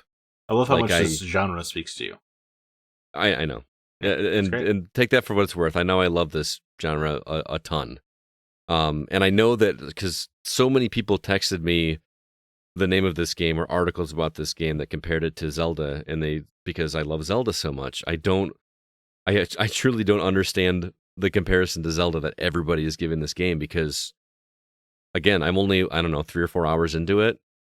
No, I'm more than that. I'm closer to 6 hours into it, and I'm not seeing any puzzles yet. But I can see it getting chaotic. It's more of a dungeon grind, like I said, Children of Morta, or what's the shopkeeper game? Moonlighter. Yeah, where it's like go into these, but you're not like going as far as you can, dying, and then starting over again. I'm just constantly pushing forward. I really haven't. It's because you're so good. No. I don't mean it that way at all. I feel like it's ramping up at a way that makes you feel successful early on, instead of killing you in that first, whatever. The drops to regain your health and stuff are plentiful. But each character also feels crazy unique in ways that I just didn't know that I wanted. Like the rat has a bite attack that you have to be right next to the enemy. So you have to like get in and sit there and keep biting until you see them rear back for an attack and then get up out of the way. The knight is the same way. He's very much a tank where you can just go in and melee. He hits very heavy, but he moves slower, so you can't get out of the way as well. The archer is ranged, but has a limited range, whereas the slug can shoot spitballs or whatever right across the room. I mean, it's just, and the elements they use are not what you're used to. It's not like fire, water, ice. You know what I mean? It's weird things like sharp, Okay. or hot. You know what I mean? It's just like it's kind of refreshing that they don't just go for the usual tropes. A little creativity. Regard. So yeah. So I don't really know how far into the game I am. I get the impression I'm about 20% of the way, because I beat a legendary dungeon where you fight a really big boss and you kind of learn a little bit about what's going on in this world. Because that's another cool thing about the game is they just drop you in, like they do the amnesia thing. You're nobody. You have no idea who you are, but you have the ability to transform into these things, and you're slowly learning what's going on here. So anyway, when you beat the first dungeon, you get this piece of this something, and it's one of 5 pieces. And so I'm on my quest to go get the second and third pieces. It's pretty great. It's the game that I'm thinking about at work.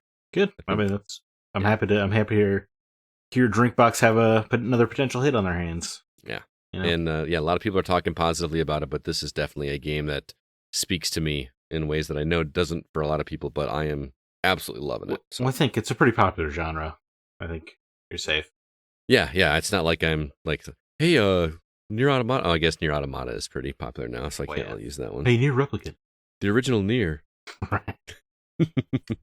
So yeah, Nobody Saves the World. Totally digging it. So I highly recommend it. And it's on Game Pass. Right. This is a game I think gets benefited from Game Pass because on the surface, another indie roguelike just seems like a hard sell at this point. Mm-hmm. Again, I haven't died. I don't know if roguelike is the right way to describe this game. Another indie procedurally generated game. Sure. But it doesn't feel procedurally generated because you're not going back to the dungeons. I wonder if maybe you just have an expertise in the genre at this point. I don't like to pat myself on the back. I really don't think it's that difficult. I'm just waiting for it to get hard. It's starting to get to where I have to switch on the fly, like a lot, because I really like the archer character because I like shooting from a distance, but I can't shoot certain enemies from the distance because I have to have a different element to do it. So like I may have to attack an enemy with the rat, get in and do my thing, then back up and shoot with the arrow. You know what I mean? So it's starting to, I really got to pay attention and know which characters have which elemental damage on them so I can see it getting nutty. It just hasn't yet. Stop just trying to cheese every game with range. That's how it works, man. I was gonna say, if they let you do it, then it's not cheesing at all. Yeah. Gung ho, let's go. Get in there and do something. And like I said, you can't just cheese it because certain enemies I can't attack, at least until their shield is broken. So I have to get in there and do it. Oh, they do one interesting thing that I want to mention as well. When you get to the legendary dungeon, it turns off all of your leveling up things for your characters when you're in that final dungeon, which is interesting. So it's basically the game telling you, okay, now you can use your favorite character. You don't feel obligated to, switch around to keep things leveled up. Right. Since there's no leveling, you might as well just go with the character that you like, which I thought was kind of an ingenious way to tell you that without telling you that. Mm-hmm. So, nobody saves the world. I'm really digging it. Okay, got another review for you right now. I sat down with Kevin and my buddy Mike, who we used to do a podcast together a long time ago, to talk about a game called Blade Assault. And Kevin also wanted to talk about a game called Dragon Saddle Melee. I am not making the title up. You'll want to hear that right now. Well, hey there, Kevin. Long time no see. How you been, man? I've been great. How you been? I'm doing all right. Apparently, I'm going to see you this Wednesday for a little D&D action. But that is not why you were here. You're here to talk about a couple games that you're reviewing for us. And I know I just introduced that my buddy Mike was going to be here. We had a bit of technical difficulty, so it is going to be just Kevin. Not that that's a bad thing. We love Kevin very dearly. But Kevin, you're here to talk to us about a couple games. First off, on PC, you've been playing a game called Blade Assault. This one comes from Team Suneat and was provided to us by Team Critical Hit. You have been talking very highly about this game. It seemed your style of game. I know you love anything from NeoWiz, and this seemed to fall right in that. So can you explain to the audience what exactly this game is? Because I think we found a niche for you. Yeah, ironically, I never thought I would hear a roguelike being a niche for me, but yeah, it is a roguelike. It comes from NeoWiz, the same people that made Skull the Hero Slayer, which is a game I was so high on last year. Mm-hmm. Still am. It's still a great game, but it's the same premise. It's a roguelike. It's much different setting, obviously different developers and everything, but yeah, you take turns running up and down the levels and seeing how much you can get through before you have to start over again, basically. So this is 2D side-scrolling melee combat? Yes. Mostly melee. There are some ranged combat aspects as well, but it's much more melee than it is that. Okay. So what makes this one so special? Because you've been praising it pretty good over text to me.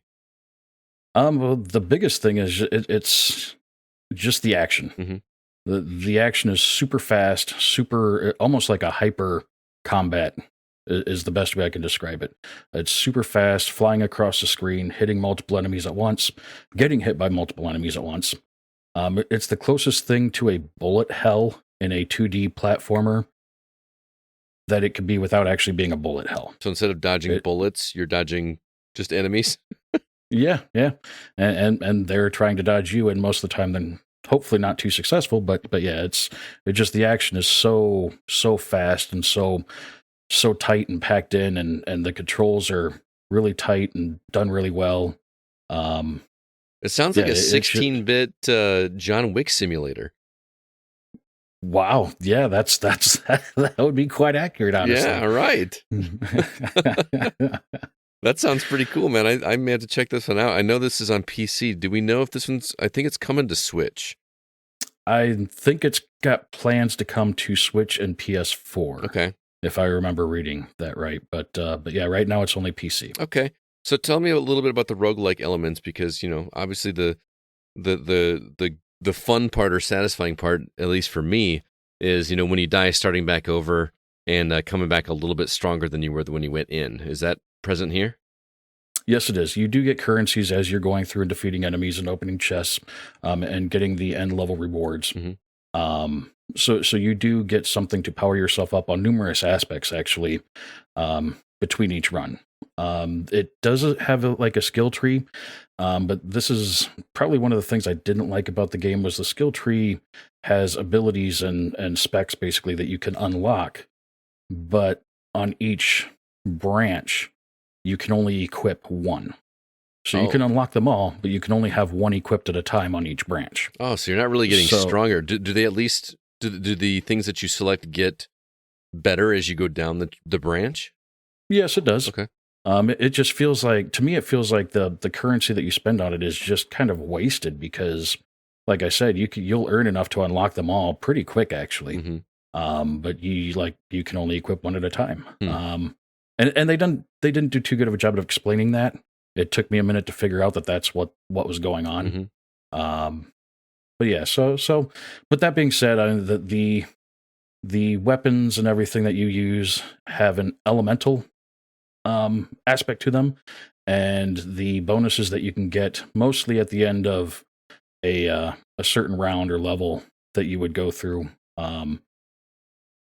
They seem to complement each other very well. Mm-hmm. I mean, it's very pleasing getting the upgrades that you get as you go, because they do enough to make you that much more powerful, but not so much so that it gets to be too easy, if that makes sense. Sure. I don't know. That's something that I love about games, is just going through and wreaking havoc and just feeling like a god. Yeah, there was. I did get through my third or fourth run. I had a really good run and got really lucky, and it felt really, really good, just beating the crap out of everything that had taken its toll on me the round before. So, you got a little give and take, right? Yep. So it sounds. But go ahead. Oh, I'm sorry. Yeah, it's a great little game. The story is leaves quite a bit to be desired, but I mean, with roguelikes, that's not really something you're that's not why hanging your hat on, so to speak. Yeah. So, but yeah, the overall experience, just the running through the levels and how it all works, and like I said, just the action combat and how fast it is and how smooth it is as you're doing it. It's just a lot of fun. Cool, man. So obviously it sounds like you recommend it for everybody to check out. That is Blade Assault. I cannot wait for that one to come to console so I can check it out. 16-bit John Wick simulator. Sounds like something I definitely need to play. So I also want to talk to you about this other game you've been playing called Dragon Saddle Melee, which is an interesting title, especially when I feel like it should have just been called Joust 2. But am I wrong in that description? Because that's what it looks like from the trailer. That is extremely accurate. Dragon Joust would be an adequate title. Mm-hmm. It is very much like Joust. The physics are exactly the same. There is flapping up and, to keep yourself above the enemy, and you have to hit them from being on top of them at just the right angle. Uh-huh. It is different though, whereas the biggest difference to me is that in the original Joust, it had I don't know what you'd call it, but where you go off one side of the screen and you come through on the other side of the screen. Yeah. This does not have that. Oh, okay. It is also much more of a vertical or horizontal battlefield. Okay, so does the screen actually scroll? Yes, the screen scrolls up and down wherever you go, which can actually be problematic sometimes because you don't know. I mean, depending on how fast you're going, an enemy might be coming down above you that you wouldn't see, and next thing you know, boom, one of your lives is gone. Gotcha. Is it just a mad dash for the very top then, so you always have an advantage? That's one strategy that my son Skylar employed quite a bit, much to my dismay. But there's numerous strategies you can play. There's also power-ups that you can get on different levels, and there's different stages that you have to go through. It's basically a last one standing type scenario. And each stage employs different techniques. Like one of them is you just have to kill enemies, and whoever gets the highest kill score gets a bonus in the next round or whatever. Or no, not a bonus, but it I don't think it actually does anything for you, just adds points. But as the rounds go on, there's a round where you have to close portals that the enemies would be coming through. And when you do that, it prevents them from obviously coming through and gets you an advantage in numbers on your team. Then there's another one where any ledge, the edges of the screen, and any platform is like an instant kill. Don't you touch it, you're done. Oh, okay. The floor is lava. Yeah, exactly. Platforms are lava. And then there's one that's the most fun one that we experienced was where like energy beams are kind of coming across the screen vertically and moving across horizontally. So you have to fly up high enough or drop down low enough to where you won't get hit by them, and they're all in different spaces. So it makes for quite a fun time. And I will say that the sound as you play this game is extraordinary. Okay, that's interesting because it is awesome. You have to play this game with headphones. Oh wow, it's really cool. It's an 80s synth music vibe, but the sound effects are what is such a cool deal. Because when anyone dies by one of those energy beams I was just talking about, it's just this blasting loud explosion, and I mean it rattles your eardrums. It's so cool. That's crazy because the game looks very old school. Yeah. You know what I mean? And it is. It's like I said, it's basically the physics and everything are just like Joust. It's just it's got some not equipable, but power-ups. Well, it's got power-ups you can pick up to give you advantages. They don't do any kind of explaining anything throughout the game, though. So it's a true arcade game. Yeah, so when you pick up a power-up, it's up to you to figure out what it does. That's cool. There are a couple we picked up that I still don't know what they do. Gotcha. Now, when you're playing, because you're playing with your sons, are you playing against each other, or is it you against the computer AI? Both. Okay, because that's what it was in the Joust as well. Yep, there are sections where you are a team, and there are sections where it's just you versus all. Interesting. So those sections were normally where you heard the most yelling coming from my living room and computer room. So you guys had a good time with this one, it sounds like. Yeah. Multiplayer, it's a lot of fun. Single player, I did try playing solo, and I don't know how it works. Right now, it's in early access, I believe, so it's not actually released yet. So I don't know how it actually builds rooms to make the competition. But when you try doing it just solo, it's you against a bunch of bots. And I'm assuming that's probably going to change once it goes live, but I don't know. Gotcha. So you recommend it? I would, depending on what price point it comes out at, honestly, because it is a lot of fun, but it's not something I'd pay more than probably $6-7 for. Gotcha. Okay. Yeah, I mean, it sounds like one I got to try, though. Because I mean, if you get the opportunity, and like I said, if it comes out at the right price, I'd definitely recommend checking it out. All right. Sounds good. Again, that is Dragon Saddle Melee. Comes from Main Tank Software and was provided to us by Vicarious PR. Thank you so much to those guys for hooking us up. But, Kevin, thanks again for stopping by, man. It's always a pleasure chatting with you, and looking forward to your next review, man. Yeah, me too. Thanks again for the opportunity, man. All right, we'll catch you later. See you. Thank you, Kevin. Really do appreciate you stopping by to talk about those games. Let's go ahead and move on before we get to our topic, which I know a lot of people are probably eager to hear our thoughts on it. I want to remind everybody of our social media outlets. Facebook, which can be found at facebook.com/groups/thegocast. Our Discord server has a link in the show notes for you to listen to. We've got our written reviews and all our episodes on our website, thegamingoutsider.com. And you can find reviews from Kevin on Expeditions Rome, and also Zack's review of Blackwind, which published this past week. And apparently, man, Nindy Nation really liked that game too. Jeff over there We're having some conversation. Right, yeah. He's digging it. He's digging it big time. He's really digging it, even despite the technical difficulties that he's also experiencing on the Switch. Yeah. It's going to be up there for him already, it sounds like. He's definitely more well-versed in the indie scene than we are, so I can for sure. see why it would appeal directly to him. Shout out to Jeff, by the way. He released his top 10 games, independent games of 2021, which you can find on YouTube under Nindy Nation. He puts together some really quality videos. I can't even imagine. That video was phenomenal, yeah. Yeah, it was really, really good. And he shares my love for Astalon and actually called me out by name on there because, not to just name drop me, but one of the cool things about that game was that we saw, when we beat the game, we were both about 70% of the map, and each of us had completely not seen an entire section of the game. Oh, fascinating. Even though we were both about the same, beat the game at the same time. The same section or a different section each? Different section each. Yeah, that's pretty cool. That's pretty cool. Yeah. So like I had not seen something in the basement, and he's like, well, "What are you talking about? You haven't been to the basement?" I was like, "I didn't know there was a basement."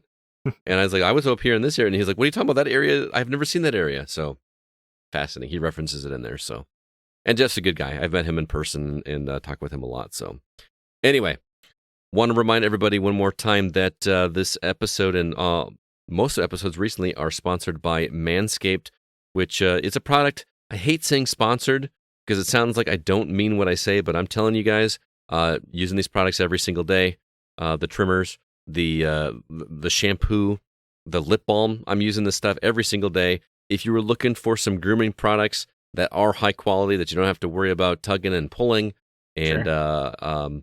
Which I know I'm stealing from Zack, this is some high quality stuff. I cannot recommend it enough. Even the nose hair trimmer is great. Right, I did some grooming just the other day. Flawless victory. Just did some grooming earlier today. Yeah, all three of us. Look at us. We're so in sync. Our cycles have met up. Oh wow, jeez. And I was actually, because we were talking on when we were playing Borderlands with Christina and Joel and CJ.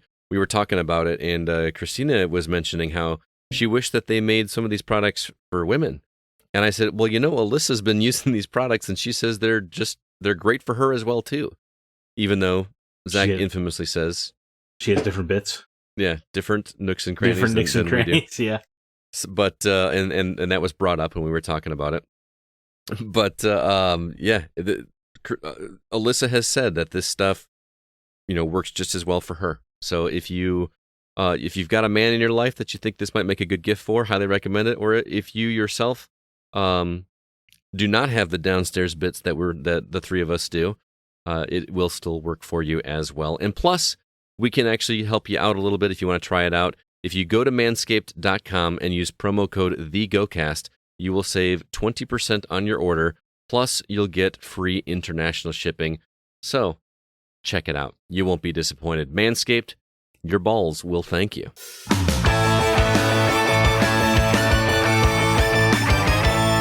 Well, it's pretty obvious that the biggest news of the week was Microsoft's announcement that they are acquiring Activision Blizzard and all of its subsidiaries.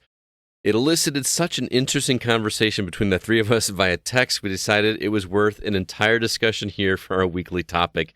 And I really wish you guys could have seen the conversation that we had for what was like over a 2 or 3 hour period while I was supposed to be working.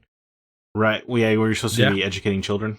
Yeah. I think I did have a break in there, so it wasn't like I was in the middle of class doing this, but I think the school board would understand in this scenario. You think so? Well, I think it was funny because there was a while where you were not part of the conversation and Zach and I were just going back and forth, and all of a sudden Zach's just like, this guy's like, whoa, hang on, I gotta catch up. Yeah, pretty much. It was supposed to be my day off, and I just sat there on the couch not being able to do anything because I was trying to keep up with our conversation. Yeah. Sorry. No, it was just interesting way to spend an hour or two. It was, and what was crazy, and I think I said this on Twitter, it was crazy how we somehow had 3 different viewpoints on the whole situation. And weirdly enough, CB was like the middle road guy, which that is true. Which is not like CB at all, but CB actually wanted to like just read the text conversation for the show, and I was like, no, we're not. Sorry, dude, we're not doing that. And I think I have too many expletives. Oh yeah, I think we all do. But I do want to go on air and say I'm excited about this because I know you called it for our predictions for this year. Yeah, and you guys are toying with the fact that it doesn't care, that it doesn't count. But I vaguely remember saying something about this 2 years ago, and you both said I was insane. Well, 2 years ago, it was an insane proposition. I mean, 2 weeks ago, it was an insane proposition. Yes. But I said it 2 years ago, and it came true. Well, yeah, I said it 4 weeks ago, and it came true. So anyway, Microsoft acquired Activision Blizzard for $68.7 billion. That's the big news we're talking about. It's absolutely insane. It is the biggest video game acquisition. They're buying out Activision at $95 a share, which was 43% above market value at day's closing. It was so significant. Sony, just by being in the same industry, took a $20 billion hit. That's nuts. So yeah, this is the power of the stock market. This is such an astronomical deal. This deal, to me, the thing that like cracks me up the most is when people, because obviously, and even in this conversation, we're going to keep rounding it up to 70 billion, just because it's easier to say, right? But rounding it up is half the cost of Disney buying Star Wars. Like, that's how big this deal is. That's insane. Yeah, it's unbelievable. And you go to like how the stock market's funny. So Sony loses 20 billion. Activision's goes way up, and Microsoft actually took a little bit of a hit themselves. Is it just, I assume, just because of the money they spent, probably? So this was half of their on-hand cash. Yeah, the fact that it's an all-cash deal, I won't pretend to know exactly what that means, but it just sounds expensive. Yeah. So I guess let's run down a couple facts for you. Guys want to run down a couple more of the facts before we start discussing, or no? Go for it, man. Yeah. Okay. So it's Activision itself was the one shopping the company around, which is interesting to me. Presumably, it must be because of all the legal scrutiny they're under from several different state governments. Yeah. Right. We talked about this on our text that like it's a smart business move in terms of buying it cheap. Which is crazy to say because you just told us it was 43 above market value. Right, they say in perspective of cheap. Yeah. Right. I assume Microsoft. Did you guys read the list of companies that they shopped to? No. Because Microsoft wasn't their first choice. EA was one, right? EA, Facebook, Google, and they all turned them down. Yeah, I'm surprised Facebook would turn them down. Controversy. I guess it must be, but Microsoft. Yeah, Facebook has their own controversy at all times. Yeah. So this puts a lot of exciting IP into Microsoft's stable now, right? You have Call of Duty, obviously, is a big one. Guitar Hero, Crash Bandicoot, and Spyro the Dragon. PlayStation mascots are now Xbox characters. Yeah. That's nuts. So there, and with Spyro, obviously goes Skylanders. Then you have all the Blizzard stuff. Diablo is now an Xbox franchise. Warcraft, Overwatch, StarCraft, Candy Crush Saga is an Xbox property now. A couple lesser known ones. Gabriel Knight, kind of an exciting one. Thomas Beck's is going to be of the Adventure Games podcast. Going to be very excited about that. Gun is pretty exciting for me. Can we imagine getting another gun? I would love to get another gun, like not like Red Dead Redemption. Hardcore level. Just give me an arcadey Western game. Well, that's what I'm saying. Gun was very arcadey, and the story was very larger than life. Like, let's get back to that. That'd be fun. Hearthstone, Hexen is something that Phil Spencer is excited about. Prototype, that would be really cool to see coming back. I really did like that first Prototype quite a bit. Singularity is just something I wanted to mention because that game is great and everyone should play it. Oh, dude, that game is so good. So good. Pitfall. It's an Xbox franchise now. I'm stupid excited for that, actually. And then at last check, Tony Hawk was still licensed to Activision as well. So Tony Hawk, you could see it be an Xbox franchise. Yeah. I mean, there's still a few other ones. A Blur. Right, Blur, absolutely. Lost Kingdoms. I don't know if I'm too familiar with that. It's made by It was developed by From Software. Oh, wow, okay. That is a GameCube franchise. Right, is it? Oh, I guess Sekiro is now an Xbox game. Yeah. It's funny. So insane. Yeah, and with all those IP, of course, comes Infinity Ward, Treyarch, Raven Software, Toys for Bob, King. That's huge. That right there is so huge. It's ridiculous. That'll make them their money back right there. Beanox, Sledgehammer Games, High Moon Studios, all of the Call of Duty map-making companies are obviously part of Xbox now, which puts Microsoft at around 30 studios strong with a very firm stable of IP. Although, as I was musing to you guys, Microsoft has not really ever made a firm IP of their own. Because we were talking about this, yeah. Because even Halo was something they bought mid-development. Mm-hmm. I thought we found that there was like one. I think Forza was the only one we landed on being like exclusively made in-house. You guys were talking about Viva Pinata, I think, at one point. Yeah, Viva Pinata. But the Viva Pinata started as like an N64 thing. But to your credit, no, it was prototyped on the N64, but yes, to your point, it didn't enter production until it was an Xbox game. There you go. But it was just interesting that I don't think I've ever thought about it, or I don't think any of us have, that like, oh, they mostly just buy their franchises, which is fascinating. Anyway, and then Ori is by Moon Studios, a company they don't own. Oh, okay, yeah, they don't own them. Bobby Kodak's future remains unknown, despite what everyone on the internet will tell you. We know for certain he will stick around until the sale is finalized, and his contract stipulates his shares would be bought out to the tune of a minimum of $390 million. Yeah, he's going to be fine. Yeah, so he's going to have the most golden of parachutes. In a recent meeting, Kodak seemed to imply that was somehow malleable, however, although I think he is kidding himself. As he said, he'll stick around for as long as he feels he's needed, which is not a decision Bobby Kotick gets to make. And also in that meeting, it was supposed to be a 30-minute meeting with the executives. He showed up 16 minutes late and left 3 minutes early. So wow. He not changing his attitude at all, despite being on the chopping block. Probably because if my chopping block was $500 million, I guess I'd probably be pretty cavalier too. Mm-hmm.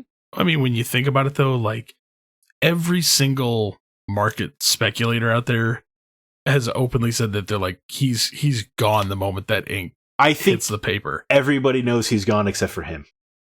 But he's also been untouchable for 31 years at Activision, so I could see why he has it in his head that like, yeah, sure, they can say they're getting rid of me, but I'm not going anywhere. Because he obviously must have some kind of personal stake in Activision, because he saved a company on the verge of bankruptcy and turned it around into a company worth purchasing at $70 billion.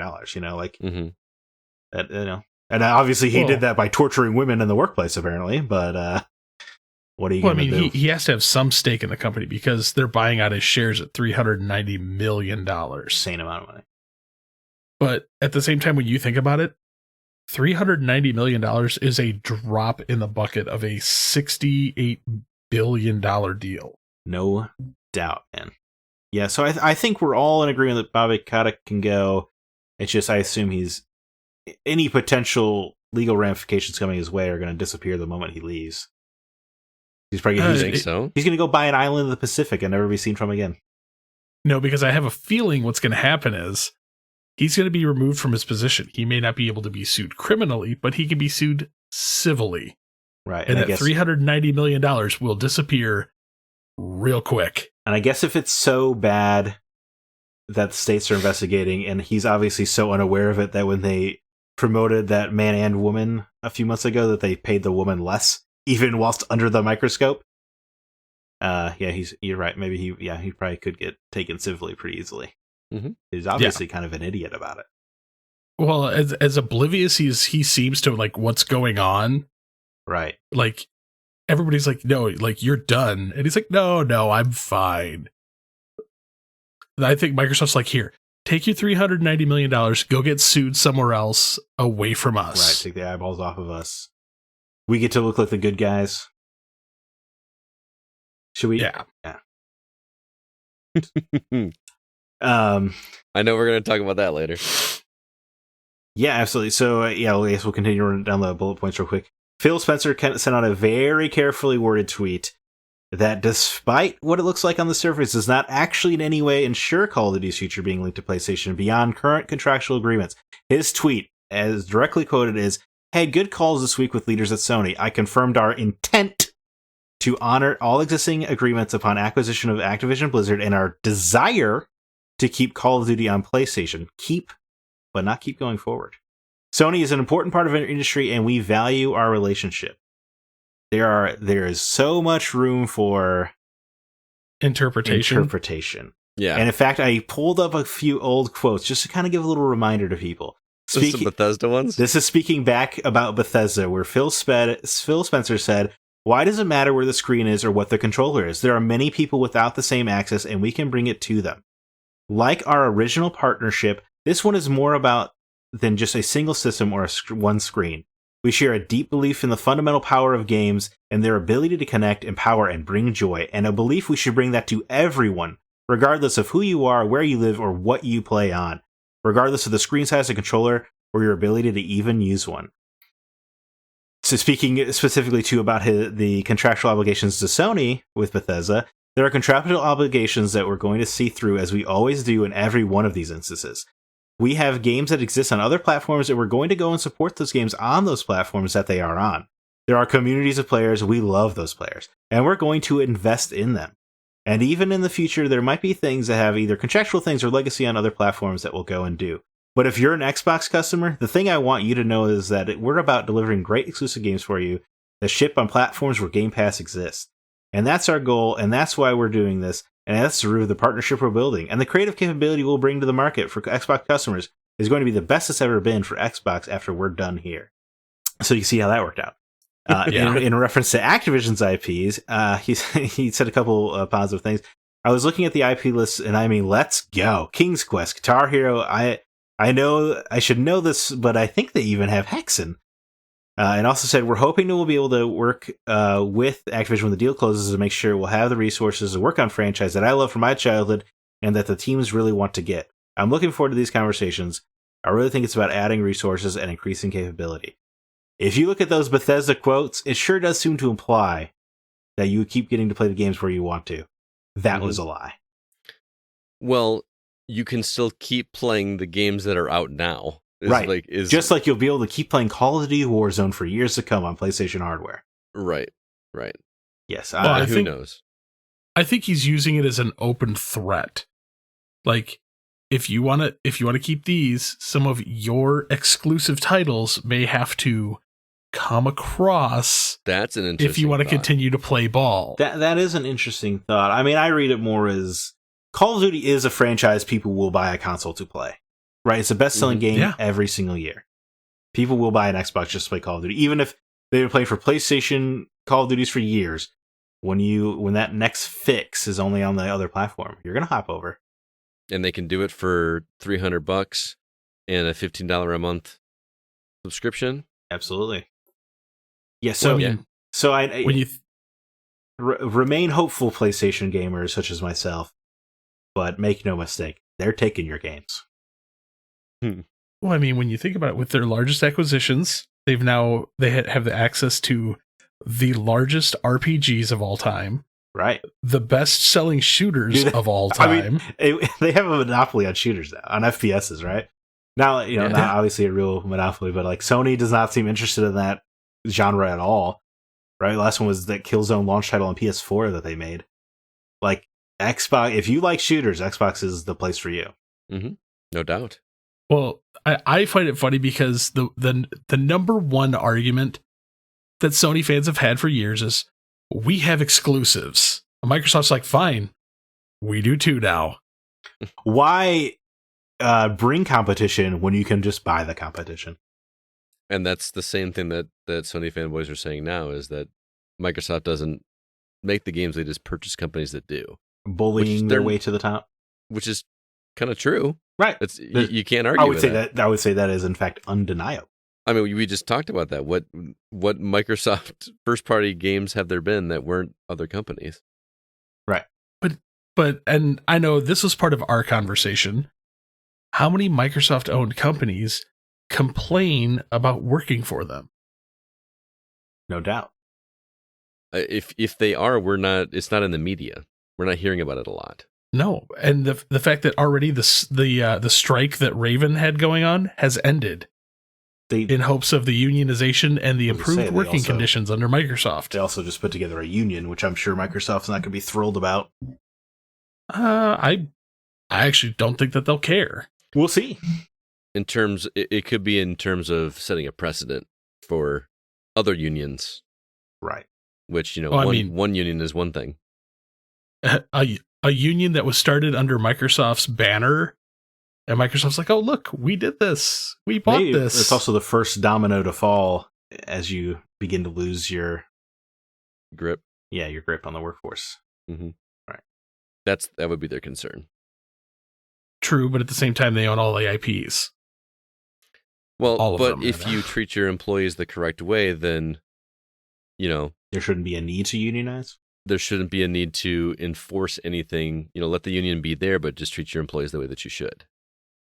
Yeah, I think I made the offhand comment that I'm like, Microsoft, the one company that Jason Schreier has not crapped all over. Right. I mean, not yet. TikTok. From everything that I've read, if you read like ABK's like tweet threads and like everybody else, all these people are coming out in defense of Microsoft, saying how much they love working there. Mm-hmm. So I'm interested to see where that's going to go. I mean, the way I've always pictured it is, and I've obviously not been there, I've never been an employee of Microsoft, but the way that it's at least portrayed to me from what I've seen or what's been available to me is that Microsoft is like a Google, where Google is the cool, hip place to work, where you got break rooms with beds that you can sleep in and, a huge campus and, you know what I mean? Like it's, Microsoft in my mind falls under that category. But let's have our board meeting on beanbag chairs today. Right. Something like that. What was that movie, The Internship? Which was about Google. Yeah, it was basically Google. Yeah. I will say that like this is an incredibly bold move by Microsoft, especially to buy up something this big, to invest this much. And I'll agree with Zack. Like that tweet seems a little suspicious. It's so close to what he said about Bethesda. I don't think there's all of the Call of Duties that are out, because we don't know how long those PlayStation contracts extend for, where they get Call of Duty first with the betas and all of that. But you got to play all that out, so I don't know how long it'll take. But make no mistake, Call of Duty will be an Xbox exclusive. And that every tweet that Phil Spencer puts out is combed over meticulously by PR before. I have no doubt Phil Spencer is a cool dude that loves video games, but he is still a CEO. Yeah, for sure. He's a businessman first. Yeah, I do want to find that information though, to see how long these contracts are in place. Yeah, I'm sure that's because I guarantee you, like hell. 2 months out from it, I guarantee he's going to be like, and next Call of Duty exclusive. Yeah, definitely. Or again, they're Microsoft. Well, they're Microsoft owned properties now, so free day one on Game Pass. Well, that's a question I have actually that I was going to bring up in my points. Just because they own these properties, I know that they've said everything that's first party is going to be on Game Pass. Correct? Correct. Yeah. Are these still considered first party? Yes, definitely.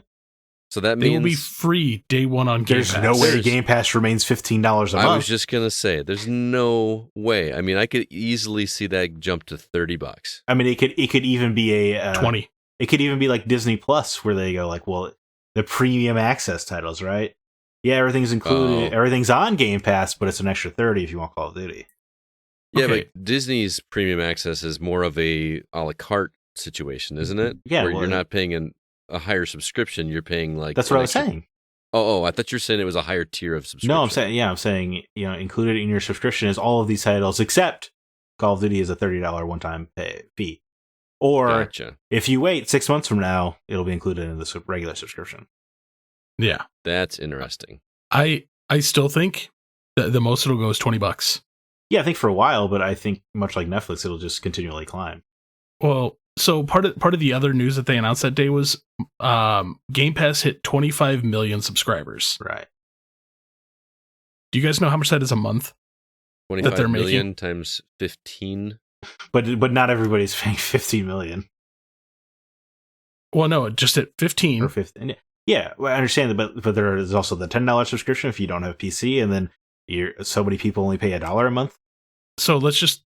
I'm just saying that the numbers do not equate to the subscription. So let's just put it at $10 because you have the people at 15 and then the people that pay less. Right, but like so you guys, I don't know about you, right? But there was that you remember that deal, right? Where you could convert your gold to Game Pass for $1.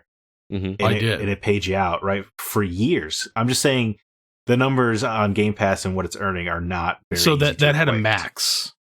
Okay. That had a max of 2 years. Right. I said, yeah, you can run $10 plus 25 is $250 million a year, right? Or a month? Yeah, $250 million a month. Mm-hmm. Right. That's a lot.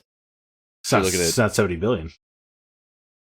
True, but let's say they bump it to 20, like they get it and everybody's 20. Right. So now we're looking at 500 million a month. Yeah, but you got to also remember too, part of that 70 million is purchasing all these properties that they're still going to sell piecemeal. 30 billion. Yeah, but what I'm saying billion, is sorry. Going to the whole like Microsoft titles free day one on Game Pass. Right. Everybody else can still pay full freight for them. Plus, Not to mention this will increase the subscriptions as well if things go that way. Dude, this is if they make Call of Duty exclusive and it's free on Game Pass, I guarantee that 25 million is going to become 50, 75 million. I also didn't really think about this, but Call of Duty is the best-selling physical game every year. This is kind of a direct shot at retail. Yeah. Like if I was GameStop and Best Buy, this might be a time where you reevaluate your relationship with Microsoft. Are we going to get to the point where game reviews are moot? Because with the Game Pass? with something like Game Pass, with this many games around here. I mean, I think it's already moot. I think most people look at reviews to back up their own opinion right now anyway. Fair. But I'm more concerned with why would Best Buy sell an Xbox anymore? Because they can't sell they're not going to sell physical copies anymore of the games. What benefit? All it does to them is just cut into it just takes up shelf space for something that won't bring them any additional money. Well, have you been to a Best Buy recently? There's not a lot of shelf space of physical games anymore. Oh, the one by me is tons of games.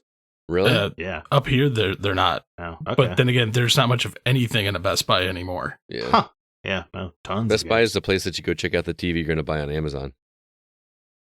If anything, I have a feeling with their partnership deal that they've been doing with GameStop over the past few years, that's going to increase. Yeah. Maybe. But it's scary how much of the market, though, that they now control. Well, let's get into that because there's a lot of potential positives, a lot of potential negatives with this news. And this is a lot of what, spurned our conversation via text message. And, we're not going to recreate that perfectly. Well, we can't. We don't have the same heat.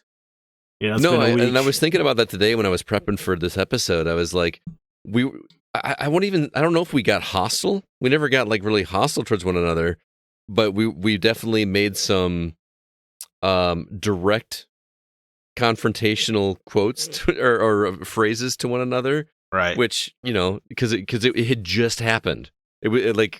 I think I dropped the news to you guys, what about like 7:30? Not even 7:30. I think it was earlier than that. It was like close. It was just after 7. I remember because I learned it from you, and I was like, this must be some kind of joke. Like this must be some kind of. Is this the harddrive.net with its spoof articles? There's no way this is happening. Yeah. And then it just kind of spurned this whole conversation. So we're going to kind of go very quickly here just to kind of go over our thoughts, and then we'll wrap up with our community's thoughts on it as well. CB, why don't you start? How are you feeling about this? I think we're going to have to get... I'm excited, but at the same time, terrified.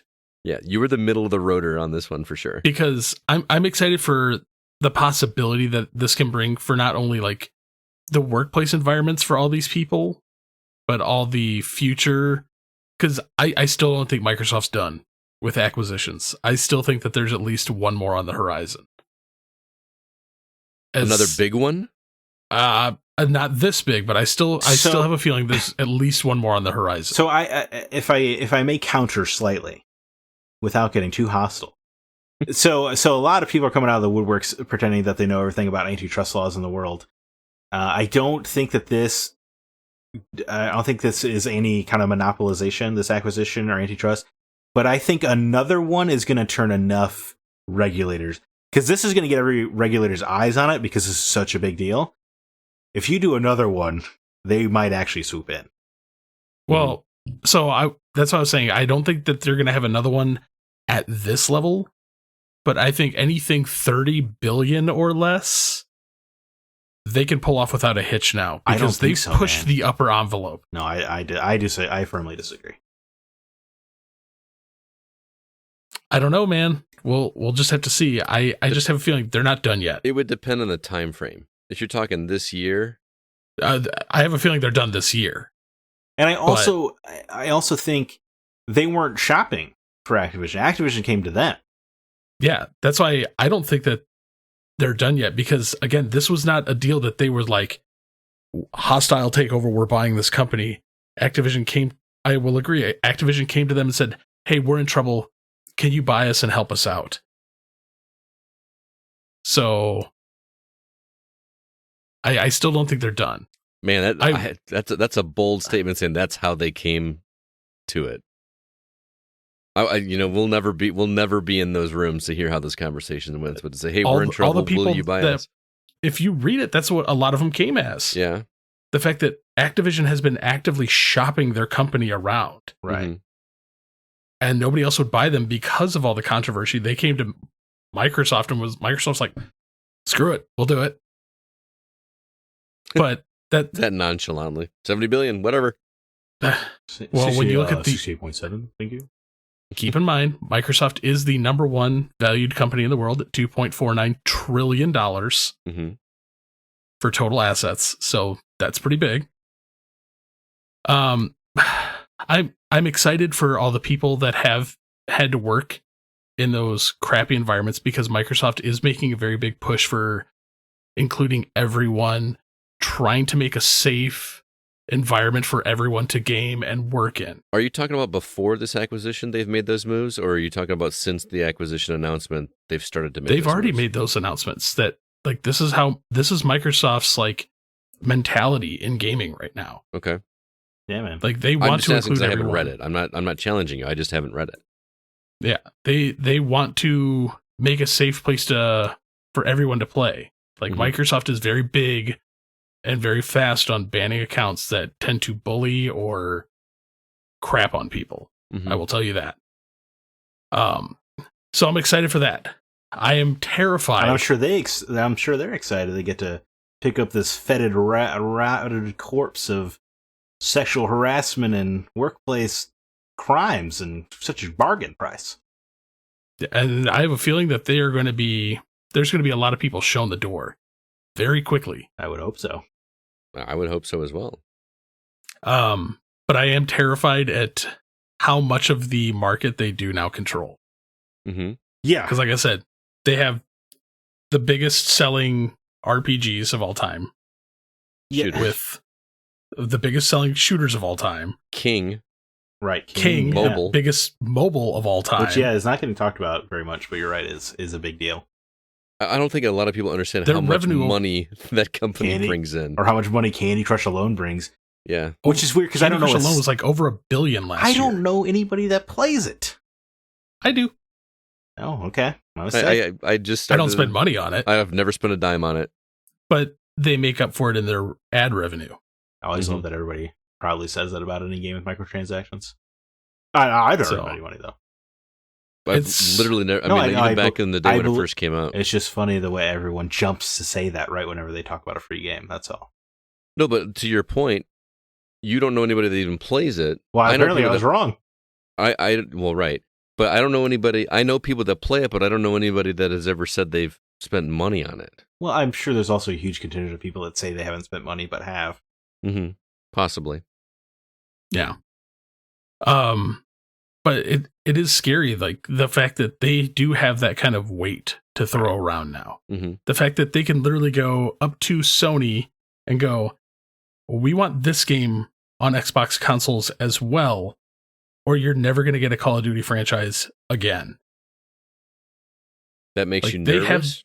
Yeah, that's a dangerous amount of power. Dude, that is some dangerous power right there. Yeah. Mm-hmm. Like consolidation is dangerous. Right. I mean, this company is worth more than Apple. Right.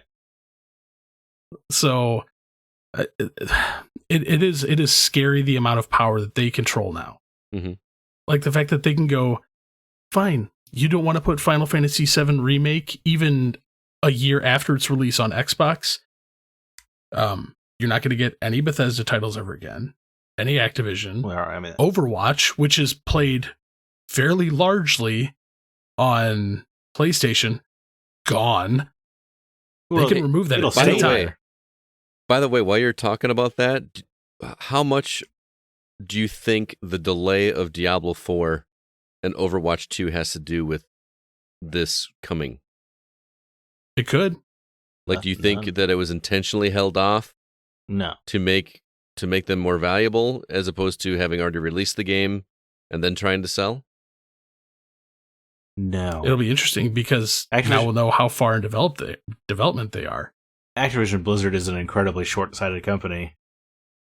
No, if despite the amount of money they make, but like they use Guitar Hero, burned it into the ground. You know, they put all of their studios on one franchise, which is just a dumb move in terms of diversity portfolio. So no, I don't think it was a calculated move. Okay. I don't think their actions indicate that. On top of that, like we haven't even talked about the other elephant in the room. World of Warcraft is now an Xbox property. Right. Like the largest MMORPG of all time. I'm still staying away from it. Just so but the fact that well, now they'll have Xbox achievements, man. I don't know. You might want to play it.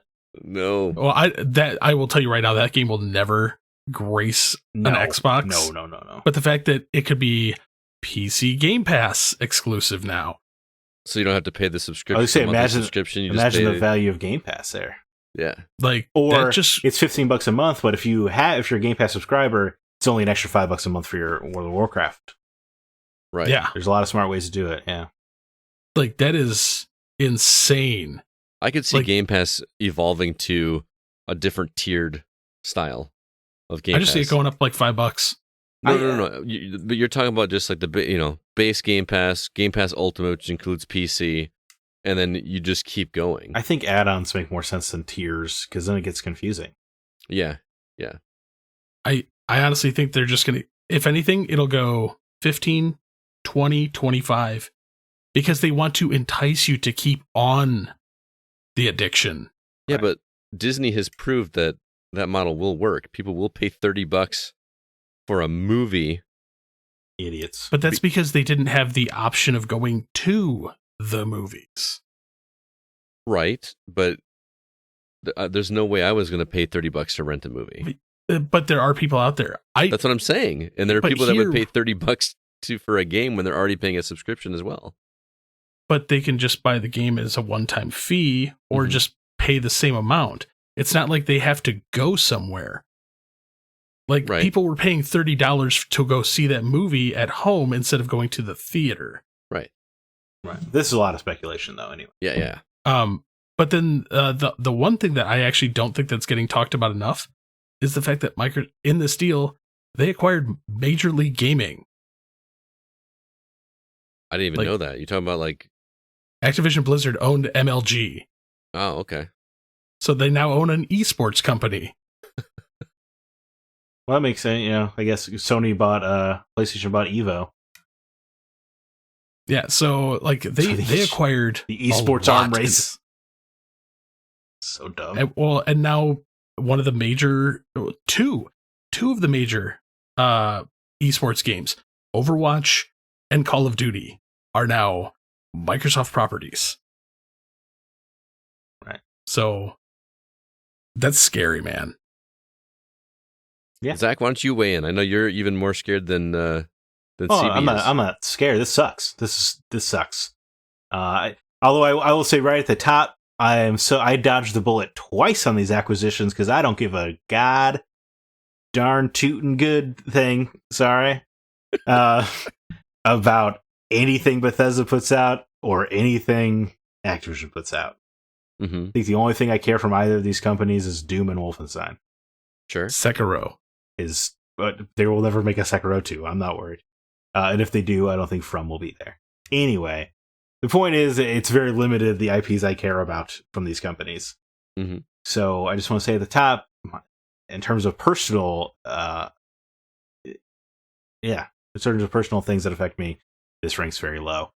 But I think consolidation sucks. I think it sucks across any medium. I think it sucks that Disney has a monopoly on childhood. I think all these acquisitions are bad news, and it makes me upset because people cheerlead for these acquisitions. People wanted Microsoft to buy another suite of developers. They wanted them to buy another publisher. They wanted Disney to buy Fox so they could have X-Men. But all of this is bad for you, the consumer. It gives you less choice. There's less competition in the marketplace, and it funnels more money towards just a handful of companies, which is the plot of every dystopian sci-fi movie ever made. And yet you're all clapping for it, and it doesn't make any sense. And I understand you love Xbox, you love PlayStation, and I love PlayStation to death. I love Square Enix. Do I want PlayStation to own Square Enix? No! I want them to be free to explore other ideas and avenues. I don't want them to be constricted. And there are pros and cons, right? Maybe Toys for Bob can actually make games they want now. Maybe they can't because the Call of Duty engine has to keep running every year. There's a lot of unknowns, but what I do know is that corporations don't care about you at all. They don't care that you're rooting for them to buy Activision. They don't care that you're excited that you might get a new Crash Bandicoot. All they care about is your dollar. You don't matter to them. Stop pretending that you do. You are nothing but a dollar sign to them. You are a speck on their shoe. You are irrelevant. You don't matter, and That's the infamous response on Twitter is, it's so and so isn't gonna be nice to you because you said something nice about him or whatever. Right. Phil Spencer doesn't know who you are. Yeah, and I breathe the same air as him. Right. It's just the fanboyism, the console wars, especially with this stuff, is just kind of dangerous, man. Like, it's not good, and it's not where you should be as a person. I'm with you. I'm not. My thoughts on this have nothing to do with console wars. The excitement that I know you got more to say. I'm not going to go into my full thoughts, and I'm just going off of what you're saying here. No, I mean, feel free. It should be a conversation. Yeah. My thoughts and my positive thoughts on this have nothing to do with the me being a fanboy or me like championing Xbox because I prefer Xbox. That's not at all what I'm doing. At the end of the day, I prefer Xbox because of achievements. You know what I mean? I prefer PlayStation because of trophies, and they're more weeb oriented. Right. But I also have the means to be able to own both platforms. So I'm not locked down, and I understand that some people aren't in a position where they can own both or all three or all four if you want to lump in PC gaming and stuff in there. I understand that. I don't say that to brag. I'm just saying that that's where my priorities lie is in gaming. So I'm going to make that kind of thing happen. So it really doesn't make a difference to me, much like you. I don't really care about Call of Duty. I'm not going to play World of Warcraft. What was the other one that you said you don't care about? The Activision games. This isn't going to affect me. This acquisition is not going to lock me out of any properties. It's not, but it's not all about me. So personally, I'm not bothered for myself. Am I worried about the possibility of what Microsoft could do? Absolutely. Especially what CB was saying, like having that kind of clout where you could go to Sony and basically throw down the hammer. And yes, Microsoft is a corporation, like you're saying, Zach. They are a business. They are in the business of making money. That is what's most important to them. They can pull whatever PR spin they want and throw a guy like Phil Spencer in there that is a gamer and is very likable. I get it. At the end of the day, like you said, they are a corporation. What I will say is that I have a little bit more faith in Microsoft than I would Google or Facebook to do the right thing. Yeah. Am I saying for certain that they're going to do the right thing? No, I have no way to know what they're going to do. Right. Go ahead. Of the buyers, I do think it landed at probably the right place. Mm-hmm. Right, because Sony couldn't afford this. Right. Not in this way. They would have takes loans and stuff like that. Microsoft can just buy it. So yeah, I think of the homes it could find, this is probably the best one. And I'm also not going to say that Microsoft is going to be the savior of Activision Blizzard and all the drama that's going on over there, which is serious. I'm not downplaying what's going on over there. It's very, very serious.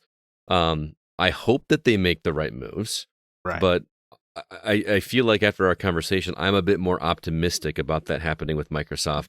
And and that's where the three different opinions come in here. Is I'm a little bit more optimistic, but I also don't have a lot of information right now. Well, I think what spurned in our original conversation that unfortunately the listeners are not privy to, what spurned our like initial heat was I said I had told my roommate about this news, and their response was, "Oh, I thought Xbox was the good guys," and you replied with sigh.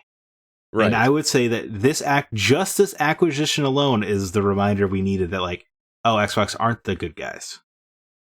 There aren't good guys. They project this good guy Xbox image, but when presented with a bargain on this embattled publisher, they take the deal. The reason I responded in the way that I did, which I did not mean to be as snarky as it came across, which you know how text is. The reason that I sighed over a text message is because I get frustrated with the immediate villainization of companies just because they are companies and corporations. Yes, there's a lot of ugly stuff that goes on out there, but sometimes I want to give a company the benefit of the doubt before just automatically making them the bad guy. I mean, you're right. There are no good guys in terms of when it comes to that. But I also don't think that companies are bad guys just because they make money. I don't know how to describe that. I'm not just going to throw somebody under the bus just because they make money and they do better than I do. You know what I mean? I will say I'm actually I do agree with you on that. A thought did kind of hit me though, as we're sitting here thinking about this. So let's say the court battle continued with Activision Blizzard, and nobody bought them out, and things got so bad that all these companies imploded, and now you have thousands upon thousands of people out of a job. Well, yeah, I mean, look what happened with EA, Visceral, and all all those companies that are that they purchase and then just were done with. That's a pretty different situation, though. How do you mean? But the smaller, I'm more worried about the smaller ones, like the Toys for Bob and the other ones, because if they did lose, like Activision and Blizzard would survive. Right. This. The majority of they wouldn't be as big. The majority of their studios would too. But yeah, I guess what you're saying that this saves. But the smaller studios would be imploded and folded in. Right. This saves High Moon Studios. Yes. So there are studios and properties out there that essentially may have been saved by this move too. Yeah, that's a fair point. You know. But it's still a corporation gobbling stuff up. That's not good. It feels like scummy corporation, but at the same time, there could be a light at the end of the tunnel. It's just we're walking into Blade Runner with glee. That's human nature. Like, we've been walking into this since, like, I don't know, but we don't the have 1800s. To. Right. Like Nintendo. They've been offered 100 times to get bought out, and they just say no because they're not interested. The rich people there aren't interested in getting richer. They're happy just being rich. Yeah. So the stuff isn't inevitable, and it doesn't have to happen. It happens because the people with all the money want more of it. That's where I struggle, because I don't have a problem with a company wanting to make more money. That's the point of business. Am I saying that high-level executives need more money? No. I'm not a businessman outside of my little DJ business that I do. And I'd like to say that if I were in that position, that I would structure things differently than the way corporations are done now, where these high-level executives make ungodly amounts of money while people, barely get by on the low end. That's also easy to say from the bottom looking up. But I mean, it's their business. You know what I mean? It's not like, are they breaking any regulations? I mean, you could get into a whole other debate here, right? Yeah, I mean, yes, all of these companies are always breaking regulations and tax laws and stuff. Mm-hmm. That's the important thing about being on top, is you make the rules and regulations. That's exactly right. Yeah, there's no question about that. Mm-hmm. But that's a different podcast entirely. And to be clear, and just to kind of cover myself, I was not applauding this or like running in saying go Microsoft. I was excited because I called it. That's why I was excited. when we first started having this conversation. I am more cautiously optimistic about the possibility because, like I said, I think Microsoft, I would be more comfortable with Microsoft doing this than some of the other big companies. Am I certain that they're going to do the right thing with Blizzard and Activision? No. Am I certain they're not going to use their big clout in a gross way? No. But I also am not inside Microsoft. I don't have enough information to really make a judgment call.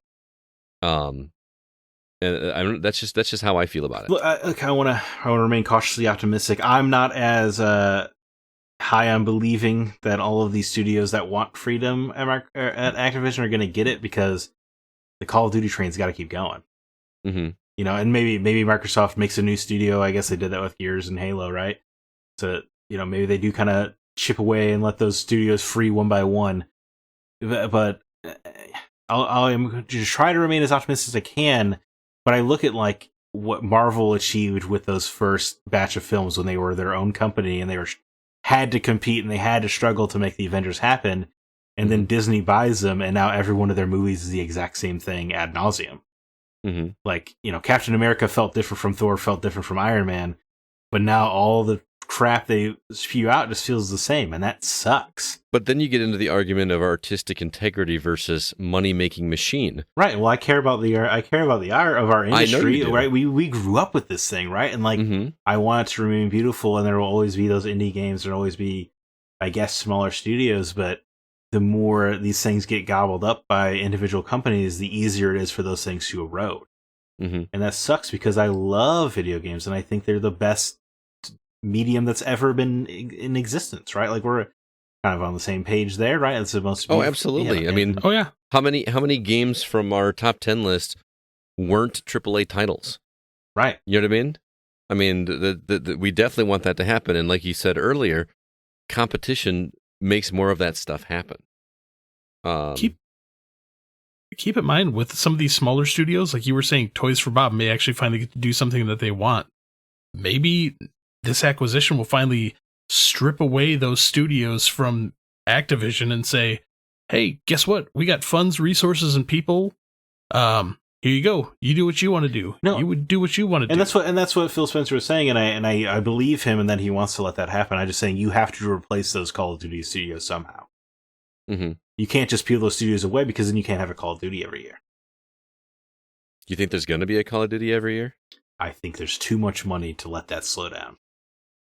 I don't know, man. It'll still go, but with Microsoft, they have the ability and money to go, hey, there's 4,500 employees here at Activision. Guess what? We're going to boost you to 6,000. That's what I'm saying. And we're not going to strip away from these other studios. Yeah, so that's what I hope happens too. Mm-hmm. That would be nice, because I would love nothing more than Raven Software to make another Singularity kind of game, right? Or they made X-Men Origins Wolverine, or they made Marvel Ultimate Alliance. Like, Raven's talented, and they are wasted. Mm-hmm. So the possibilities that could come from this are amazing. Both good and bad. I mean, yes. There's so much. I mean, this was just announced this week. You know what I mean? Right. There's so much that we don't know. And it's going to be really interesting to see what Microsoft actually does over the next coming year, because this thing isn't going to be done until 2023, right? Right. June 2023 is closing day. Yeah. I mean, just think of everything that's going to happen between now and then. No, absolutely. And I hope it all works out. Let me ask you this. Some of those developers that you're talking about, some of those lower and like Raven, you know, people like that. How do you think that those people are feeling right now, knowing that they're going to be owned by Microsoft in a year and a half? Probably cautiously optimistic, good? Right? Yeah. You're not going to. Depends. What? It depends. Microsoft could already, because this is an acquisition that they're already working on, they could already be setting these studios to be like, hey, we want you to work on this. What do you got ideas for? We want you to work on this. What do you guys got ideas for? We want you to work on this. Yeah, and that could happen, but it's still a year away, you know? Oh, I know. If I was one of those, if I was one of the women involved in any of those situations and harassment stuff, I would still feel pretty unsafe for the next year. Mm-hmm. Right, because management, until Microsoft officially all the way owns you, is still Bobby Kotick and the team. And then you've got to a year is a basically long time. And you got to stick it out for a year. That's what I'm saying. Yeah.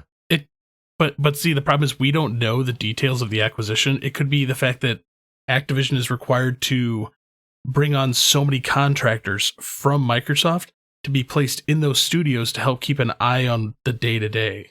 Mm-hmm. Yeah. So there could already be layers of protection being put into place. Yeah, let's hope so for sure. I just I'm glad Phil Spencer is at the head of Xbox and not Tom Patrick. Right? Yeah. Because dude, imagine. Could you imagine? Imagine if Phil Spencer went away. A lot of the optimism would go with him, right? In terms of this acquisition. Yeah.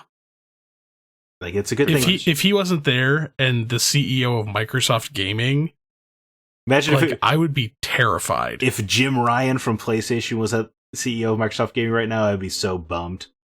Yeah. Because make no mistake, if PlayStation made this acquisition, it would already suck. They would have already made it terrible somehow. Because Jim Ryan does not care about video games and only cares about the bottom line. He's the epitome of a suit. Yes, at least Microsoft's CEO actually, or Xbox's CEO actually does care about the media. That is nice. Right. So we've gone in a pretty good depth here, but I want to get an idea from the listeners and hear what they thought, and we can have some extra comments on here as well. So let's start over on Facebook. Andrew Zack, or we learned how to pronounce his name. Andrew Zack? Could be. The D is silent, you hillbilly? I can't remember. He told me how to do it phonetically, and I completely forgot it. He says, Phil is just trying to get more pictures of Spider-Man. Keep dreaming, Phil. I mean, I guess there's a very small percentage chance they can now re-release the old the Raimi Spider-Man games, I guess. Man, Edge of Time, Friend or Foe. Yeah, because... I saw somebody doctored up a very convincing looking picture of a Skype call or Google Meets call, whatever, Zoom call between Phil Spencer and Major Nelson, Larry Erb. And they said, well, I don't know why we didn't notice this before. It was right there in our faces. They had put on his back shelf a World of Warcraft thing and a Call of Duty thing. It was really well done though, that it didn't just look like a plaster job. And I actually had to do a double take. Is that really? Oh, no, that's got to be Photoshop, but that's pretty funny. All right, CB, why don't you go next? Rob Matthew, WoW comes to PC Game Pass. Does it come to console? No. Stop with the annual COD crap. Out is good news for that franchise. Wife likes the idea of returning to Guitar Hero. Dude, if they could resurrect Guitar Hero in the right way... I was going to say, everyone's clamoring for Guitar Hero Online, but none of you showed up the last time Guitar Hero showed up. I did. Still have it. Still got it here too, but I did not like going to 6 buttons. It just did not feel comfortable. Go back to the first 3 Guitar Heroes. Do it that way. You have to wait until the next... You have to wait even longer, I think. I don't think so. I think it's ripe for it right now if they went back to the original formula. Maybe I'm wrong. I mean, the amount of people on Twitter and other social media platforms that are like, Guitar Hero needs to happen now. Rob, I hope you're right that annual Call of Duty gets slowed down. I don't think so. Because you say annual COD crap, and yet it gets bought up. It's the number 1 game every year. There's no... Yep. Why would you slow it down? Yeah. And I don't think WoW's coming to console. No. Too late. It's too late. No. Matt Ebert writes in. Worth it. Go ahead. I primarily play PlayStation, but honestly don't particularly care. Most of the games are kind of dead anyway. Overwatch 2 is on hold. Diablo is on hold. Call of Duty, personally, I don't play, so for me, it's a meh acquisition. I relate in that regard, but... Mm-hmm. I think Overwatch 2 and Diablo were already announced for PlayStation, so it might be a Psychonaut situation where you're going to get it anyway, just to hold to their word. But, I don't care about Call of Duty. I mean, delayed release. I would love to play Spyro on PlayStation again, but adios to that. Yeah. Grant Henry says Activision is a monster, but they only published 3 games last year. 3. Crash 4, Tony Hawk 1 and 2, and Call of Duty. And the first 2 game studios were absorbed into the corporate black hole. The only way old Activision licenses will ever see the light of day again is with new ownership and new priorities. Microsoft is all about history, so this makes me excited. Yeah. I'm kind of with him on that one. That's why I'm more positive, I think, than either of you guys. But I could be wrong as well, and I fully admit that.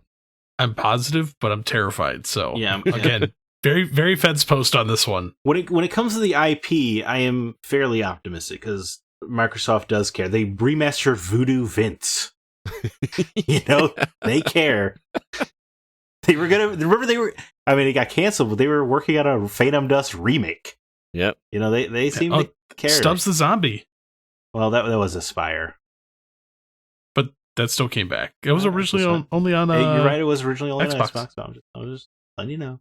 Dude, it's been so long since I've played Singularity. A remaster would feel like a new game to me again. Oh, yeah. Just do game. I love that game. Just do a Demon Souls style 1-to-1 remake of Singularity. Yeah. I think it would sing in today's marketplace. Mm-hmm. I like it. Yep. Sean Coates. I agree with Grant. I agree with what Grant said. Hopefully, under Microsoft's control, they'll force Activision to diversify its gaming output and not just focus on Call of Duty. Activision has some iconic IPs under its belt that are currently collecting dust somewhere. Personally, I'd like to see more Tony Hawk games. A man can dream, right?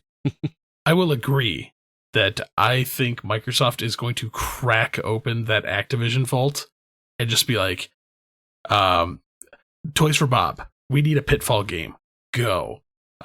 Raven, we need this game. Go. And they just crack open and just start dumping out games. Let's hope. You're going to get the original Atari Pitfall on Game Pass coming soon.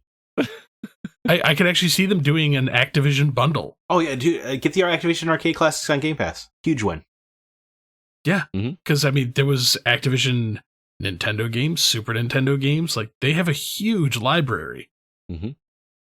Absolutely. Michael Bonovich writes in, lack of competition is what scares me the most. Trying to outdo the other team is what brings innovation. Yet Call of Duty isn't known for big innovations nowadays, so maybe it won't be as bad as I'm thinking. That last sentence seems at odds with your first 2 sentences. Come on, they did a Battle Royale. That's innovating, right? Sure, copying the other guy. Yeah, the lack of competition is definitely what scares me, because you get complacent, you get the MCU churn right without it. But yeah, but I feel like that's what Call of Duty is already doing. Well, as you say, the market doesn't care, right? Yeah. Every MCU movie is the biggest movie, every Call of Duty is the biggest game, so while we may care the kind of people that listen to video game podcasts, obviously the market is not on the same page. Microsoft's going to try to be innovative, and they're going to be like, Call of Duty, Revolutionary War. Check it out, it's the Korean War this time. Bill C. Gardner II. Activision approached Microsoft, according to reports, with the way things are going. Microsoft was the best option to acquire them. We don't need Apple, Amazon, or Google locking them down to a streaming platform. We don't need Chinese company Tencent purchasing it for God knows what they're planning with all these studios. Sony, we know, would have just locked it down to PlayStation without a question. With Microsoft, you at least know it'll be on PC and Game Pass streaming. Time will tell, but a buyout from someone was bound to happen. It's actually a good point. Mm-hmm. Because if Sony bought Activision, I guarantee you every single property would have become an exclusive immediately. They will be to Game Pass. Yeah, it still could be. No, I'm saying if Sony bought them, it would have been, we're not even going to go with the contract. Like, we're done. I think you have to. Legally. I don't know. So some of the online speculation was saying that since it's going to be a new company, they are not required to uphold those contracts. Huh? I don't know. Yeah, I don't know enough about it. So, Brandon Lloyd, I don't mind. Sony is still buying exclusive third-party big publisher games while Microsoft has stopped and mainly buys indie titles. Sony, i.e. Final Fantasy 16 and Final Fantasy 7, Final Fantasy 16, Final Fantasy 7, and Final Fantasy 14, etc. I'm biased, though. I play Xbox. I haven't played Call of Duty since Black Ops 3. I think this is actually better for Microsoft too. they have 2 or 3 COD teams making new IPs or something other than COD. I'm excited for Sledgehammer and Treyarch and Infinity Ward doing non-COD. I don't think What's that's not going to happen with Infinity Ward. No? No, Infinity Ward is well entrenched into them. Yeah, I think Infinity Ward and Treyarch are Call of Duty for life at this point. I think they're just going to become like division of Call of Duty. Yeah. I mean, to this point with Final Fantasy, man, I would be devastated if Square Enix was Xbox exclusive. I want my trophies. I want my PlayStation controller for Final Fantasy. Yeah. It would sicken me to play Nier 3 on an Xbox. Are you kidding me? Oh. Thomas Beck's hopping over to Discord writes in, no matter how big you think you are, there's always a bigger fish. The question now is, how is Sony going to react? We haven't really heard much from them, have we? Other than the smartest way for Sony to react is just stay the course. They seem to be going for quality over quantity. Say what you will about Xbox exclusives and who knows in the future. But when Sony does release an exclusive, the industry stops and pays attention. Mm-hmm. So I think that's how they should respond. I feel like they're kind of forced back into a corner where they maybe now have to make some kind of sizable acquisition. Or at least an announcement. And I really don't want that. Mm-hmm. But I mean, Square Enix feels like the most likely target for them. Yeah. I wonder how soon they knew that this was happening. Within seconds. Seconds before we did? I guarantee you, like, before the press conference, somebody was like tweeting somebody, like sending a message over to somebody, be like, well, guys, this happened. Right. I was wondering, I think Scott was wondering more if they knew months in advance. Yeah. I kind of wondered if they knew about the talks before. We would have heard something. I don't know, man. I don't know. So Sony would have said something if they knew months in advance to try to stop it. What could they have done to stop it? Yeah, okay, yeah. I don't know, leak it? How's that going to stop it, though? Yeah, it's just going to make it happen faster. I don't know. Okay. Anyway. Alan Sheck says, I don't know and I don't care. Just wanted to say props to the Go for predicting it. Everywhere else I heard about it, people were shocked, and I was like, oh, they were predicting this a while ago on the podcast I listened to. It did seem like an obvious move when you said it, but I guess not everything is obvious to everyone. So, yeah. That was literally the first thing I thought when I saw the announcement and shared with you guys. It's like, I get a point. I get a full point this year. It's like next year. It's a good thing we're close enough to remember predictions. Yeah, I know, right? Because we never remember them by the end of the year. That's awesome. I'm very happy. I don't care if they're getting purchased in 2023. I am getting that full point. You can. I'm gonna take it away when that deal falls through in like January 2023. Oh man, they back out. I'm like, nope, your point's gone. So I can't wait for the regulators. They're gonna be like, wait, Scott Clark's gonna get a point though? Stop it. Stop that acquisition right now. He can't win this. Mark Szymanski, here's my response. Wow. Does it impact me as a PlayStation owner? No. Will it be a part of my decision making for my next console buy? No. Now, if this was Valve and they promised a new Left 4 Dead, now we're talking. I wouldn't care so much about another Left 4 Dead if they decided to make Half-Life 3. Yes. I would abandon both my consoles and build a gaming PC for Half-Life 3. Portal 3 for me. Yeah, I'd be okay with that too. I love Portal so much. Love it. Tom Cody writes in, not really surprised. All the current lineup of games that have been announced will be respected as multi-platform.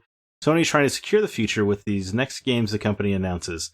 It will probably not happen, but we still don't know which company is next for these corporations to gobble up. I really hope this doesn't devolve into a ridiculous acquisition fest where these companies just compete to buy each other out faster. Mm-hmm. Well, I mean, I told you guys that they're already calling this the content wars. Right. One IGN opinion piece did say that. Mm-hmm. I actually think the next ones to fall are either going to be Konami also or Ubisoft. I'm sorry. Okay, so I know you're referring to that IGN article, but it's also a stupid thing to say every console war is a content war. That's what they are. Mm-hmm. Yeah. Anyway, should be the developer wars. Yeah, acquisition war, man. Fierce over on Discord says, good for Call of Duty. Fatigue was setting in, but I said that was going to happen when they decided to have multiple studios so they could crap one out every year. Wonder if WoW will come to console. Why does everybody seem to think the Call of Duty train's going to stop? They release one annually every year since 2007. Yeah. Well, I mean, Assassin's Creed was pumping out one a year. They have slowed down. Right, but that's also Ubisoft. It's also a different beast. It's this huge open world 70-hour content thing. Call of Duty releases, it's mostly about a multiplayer map suite, basically. Mm-hmm. I'm honestly hoping that Call of Duty will start shifting back into some campaigns. That would be very nice. Remember how good that Modern Warfare reboot was? Yeah. Do you think it would be interesting, perhaps, if they put Call of Duty, like the campaign, they still put Call of Duty on PlayStation, but all the campaigns are exclusive to Game Pass? I'd be okay with that. Yeah, I just wonder if that's a way to have your cake and eat it too. That's an interesting proposition, dude. Actually, you know what would be the best thing to do? Activision, congrats. You just make the campaign. You make just the multiplayer. Infinity Ward, you make a campaign. Treyarch, you just do zombies. Oh no. So we've got Call of Duty Infinite. It's a Call of Duty metaverse. Everyone wants subscription money. Yeah, pretty much. David Newman. Who knows what this will do as far as getting more quality games from Activision. But this is a big get for Xbox. While they've said big games like Call of Duty are not going to be exclusive, these games will likely be coming day one to Xbox Game Pass, and that will likely bring quite a bit of people to Xbox. I agree with that, and get people on Game Pass who weren't previously. Also, everyone talks about Call of Duty, understandably so, but there's a lot of games in the Activision Blizzard catalog that are going to probably be moving to Game Pass, including Diablo, Spyro, Crash, Tony Hawk, and Phil Spencer wants to bring back old games from their catalog. Yeah, there's quite a few there. While I plan on having multiple systems, news like this wants me to have the next-gen Xbox first. Microsoft continues to make smart moves, and they seem to be the company that at least pretends to care about their consumers, while Sony, and if we're being honest, Nintendo doesn't even pretend and just doesn't care about their consumers. That was a long one. Makes some interesting points, though. I actually think Nintendo does care about their consumers. 100%. I mean, they put up the... That's all they do. They only care about the consumers. I think their online stuff sucks, and they seem to can't figure out the internet, but they make the franchises people hold dear to their heart, and they innovate them every time, right? Like I was going to say they resell them as well. Sure, but I'm just saying, like, Super Mario Odyssey does not feel like Super Mario Galaxy. Does not feel like Bowser's Fury, right? Like they do. I think they definitely care about the consumers. They don't nickel and dime you. They don't roll out a Zelda every year. Mm-hmm. I think what was the last time we had a new Metroid game before last year? You know what I mean? Like that's 17 years or something. Yeah, so or a new 2D Metroid game rather. They do a lot of teasing though. They do. Metroid Prime 4, maybe. Any day now. Bayonetta 3. Any day now. Yeah. Carmel Bear writes in, remember that most, not all, gamers have only the memory of a 2-week span. People will buy classic games again and claim it's the next best thing in gaming. I think he's referring to everyone's upset right now, but 2 weeks from now, no one will care. Oh, yeah. Once all the dust settles, it's going to be... I feel like nobody cares about Bethesda anymore. Yeah. I mean, it feels like old news. Yeah, and I think maybe the Elder Scrolls news hasn't quite sunk in for people yet. Yeah. There's going to be a lot of unhappy people that don't follow this news cycle when that rolls out. Because Starfield's a brand new IP, but once Elder Scrolls 6 comes, and they're like, wait, I have to get what now? Mm-hmm. Yeah. The problem is Elder Scrolls 6 is just too far out. Yeah. Now, if I was Bethesda, I would feel like I just got kicked in the face. Or like, we bought Bethesda and all their stuff for $7 billion. Dude, I always think about Insomniac sold the PlayStation for $240 million. They're worth so much more than that, apparently, especially in this market. Man, I would feel... That's the company I would feel bad if I were them. But it's just like coming hot off that deal, though. It's like $7 billion for Bethesda that makes these huge franchises, and then they're like 10 times. I could just see Todd Howard sitting in the back, be like, "I should have asked for more." Yeah, but I don't know. I think there's a lot more on this plate. And Bethesda's in kind of a rough spot. Yeah. Well, so like Activision and Blizzard aren't. Yeah, but I'm talking financially, not legally. Oh, right. Yeah. They Fallout 76 was a bust, and it just weren't. They were too long in between games. All their id games don't sell very well. I guess except for Doom. Yeah. All right, Drew Ross says, I'm looking forward to their catalog of games coming to Game Pass. Game Pass just keeps on growing. Yeah, we'd covered that. And look forward to that price hike, my man. Yeah. Get the stock up now. Like, seriously, like, get those codes and save on. Look, hang on. Game Pass for $10 a month is a stupid good deal. It was obviously never going to be sustainable at that price. Oh, yeah. I doubt very much Game Pass is profitable. Mm-hmm. Oh, I can guarantee you the moment they announce that price hike, those game cards across the country are going to sell out in seconds. Mm-hmm. Yeah. All right, Comic Clout 19. This can only mark as good news for Blizzard and the abused employees. The PRBS that Kotick will stay on during the transition, nor, however, they worded that is just a roundabout way saying he's on his way out. Unfortunately, he will probably see a big payday and escape any culpability. Getting scummy, abusive bosses and other people out of any industry is a good thing, though. I foresee the price of Game Pass increasing in leaps in the future as a result. Look at the price increases as Netflix as it grew and grew. It was inevitable. Yeah, what was Netflix streaming originally? Like $8 or something? $7.99. $7.99. Yeah. It's kind of crazy. So, guys, that was a fun topic. Yeah, I really enjoyed that. Thank you for Zack for putting down all that information and making sure we got that all straight.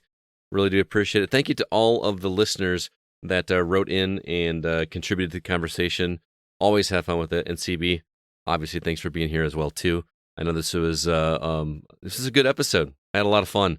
Stay tuned next week. We are going to be doing community questions next week, a week early. So be on the lookout on our social media outlets so that you can post questions for us to answer, video game related or otherwise. But that's going to do it for this episode of The Gaming Outsider. Zach, before we get out of here, do you have anything that you'd like to get off your chest or share with our audience? No, and not really. I've been gaming pretty much all week. I mean, Peacemaker remains dope. Mm-hmm. That's about it. I'm excited to watch Ozark. Yeah. Yeah. Ooh, Watch Ozark. I assume that's what CB's going to talk about. Yep. Ozark. I binged it in a day. It's just insane. It's so good, dude. Yeah, he finished it and texted me and said that he wanted me to watch it except for the last episode and then come over and watch the last episode with him so he can see me watch it. That's how... Well, you did that to me with season 3. That's true. And that was a lot of fun. I love Jason Bateman, man. I do too, man. And he does some stuff in this season so far that I can't wait to talk to you about after you've seen it. But I'm going to make a non-recommendation. I know this is not like me to do so, but CB, I've already had this conversation with you. But if you were a fan of How I Met Your Mother, don't even bother with How I Met Your Father. I checked it out of morbid curiosity, kind of expecting to not really be impressed. And I have not seen a show that made me as angry as that show did in the first 2 episodes that I watched. We try to stay politically free as possible here, but it is impossible to talk about that show without the elephant in the room that feels like that show had a checklist of certain types of characters that needed to be included in this episode in order to be profitable or acceptable or whatever, which I don't have a problem with. However, there is one character, I feel like if I were one of the minorities represented in this show that I would be offended. Because there is one character that's only purpose or only story element in the entire show is to be gay. She has nothing to do with the story other than to announce that she is gay and that she's looking for a girlfriend and that she's getting over her ex-wife. And that is her entire story arc. There's nothing else this character has done. Granted, I'm only 2 episodes in, but they've done nothing with this character. And every scene she's in, it's almost like You know how in Mortal Kombat the guy comes out and goes, whoopsie? It's almost like that. That character just comes out and says, I'm gay, and then leaves. Again, to be clear, I don't care. I like that there's an inclusion there, but it feels like it's just done there to check something off a box instead of making anything. Marketing checklist. Yeah. Like, one thing that they did right is Hilary Duff's character is dating an African-American gentleman, and it's never referenced. It's just, oh yeah, she's dating a guy. And that's the way it should have been done. Right. I don't know.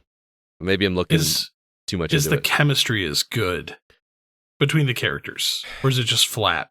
It's not as good as How I Met Your Mother. Right, was How I Met Your Mother that good 2 episodes in, though? That's what what I was about to say, is I don't remember how well the characters gelled, because I watched it and was immediately drawn in. So I don't know. It felt like a pilot for sure, but these characters feel like they are reading a script way more than the original. Well, I don't know. It just screams soulless cash grab to me. I was encouraged when it started, because I thought the way that they were doing it and doing the dad talking to the kids in the couch, the way they do that for the modern era with the mom talking to her son, was done in an interesting way that I thought was okay. They're doing something a little bit different, and I don't know. I just don't. The characters aren't likable to me outside of Hilary Duff. I like Hilary Duff. Mm-hmm. I really do. I thought she was a good call. I also, by the way, don't have a problem with the canned laughter. For whatever reason, like that's like just the ultimate evil nowadays. Like to have a laugh track. I never would have even thought about it until people started talking about it on the internet back like with past sitcoms. I don't have a problem with a laugh track. But that's me. So anyway, don't bother with How I Met Your Mother. And it's bad when someone like me, who, coined the phrase, there's no such thing as a bad game, just games that aren't for you, that comes on and says, don't play or don't watch this show. By the way, I'm going to correct you real quick, because you said don't bother with How I Met Your Mother. How I Met Your Father. Thank you. There you go. Now, is this a spin-off, or is it just a whole reboot? Whole new cast. At least it's 2016 Ghostbusters all over again. Perhaps not that soulless. Surely it must be funnier than that. But it's so bad that I almost want CB to go watch it just to watch it, just to confirm, just to see if I'm crazy or not, because I don't know. The roommate, Hilary Duff's roommate, I just don't like as a person. She just seems like an awful person to me, for reasons that I can't get into without like really getting into in depth of the story. Like I don't know. Barney was a despicable person, right? But he owned it, and the fact that he was played by Neil Patrick Harris, just like one of the golden children of Hollywood. I mean, I'm being a stretch there. I don't know. That in itself was a joke, that he was playing a womanizer. I don't know. Just CB, watch a couple episodes and let me know what you think. I will watch it as soon as we're done, and I will report back. I didn't even like How I Met Your Mother, so I adore How I Met Your Mother. So do I. I almost feel like I'm not giving this show a fair shake, but I need someone to confirm and tell me that I'm not crazy, that this show is just off. I don't know. Anyway, it's time for us to get out of here. Thank you so much, everybody, for listening. Thank you to CB and Zack for being here. I'd like to remind you guys that The Gaming Outsider is produced by Nate Lucas, and all the music you hear is written and performed by Grant Henry of Stemage and Metroid Metal. His website, again, is stemagemusic.com, STEMAGE music. Please be sure to email us if you have any questions or concerns. Our address is feedback@thegamingoutsider.com. Until next week, I'm Scott Clark with Zach Parkerson and Chris Behrensmeyer, and we are The Gaming Outsider. And remember, there's no such thing as a bad game, just games that aren't for you.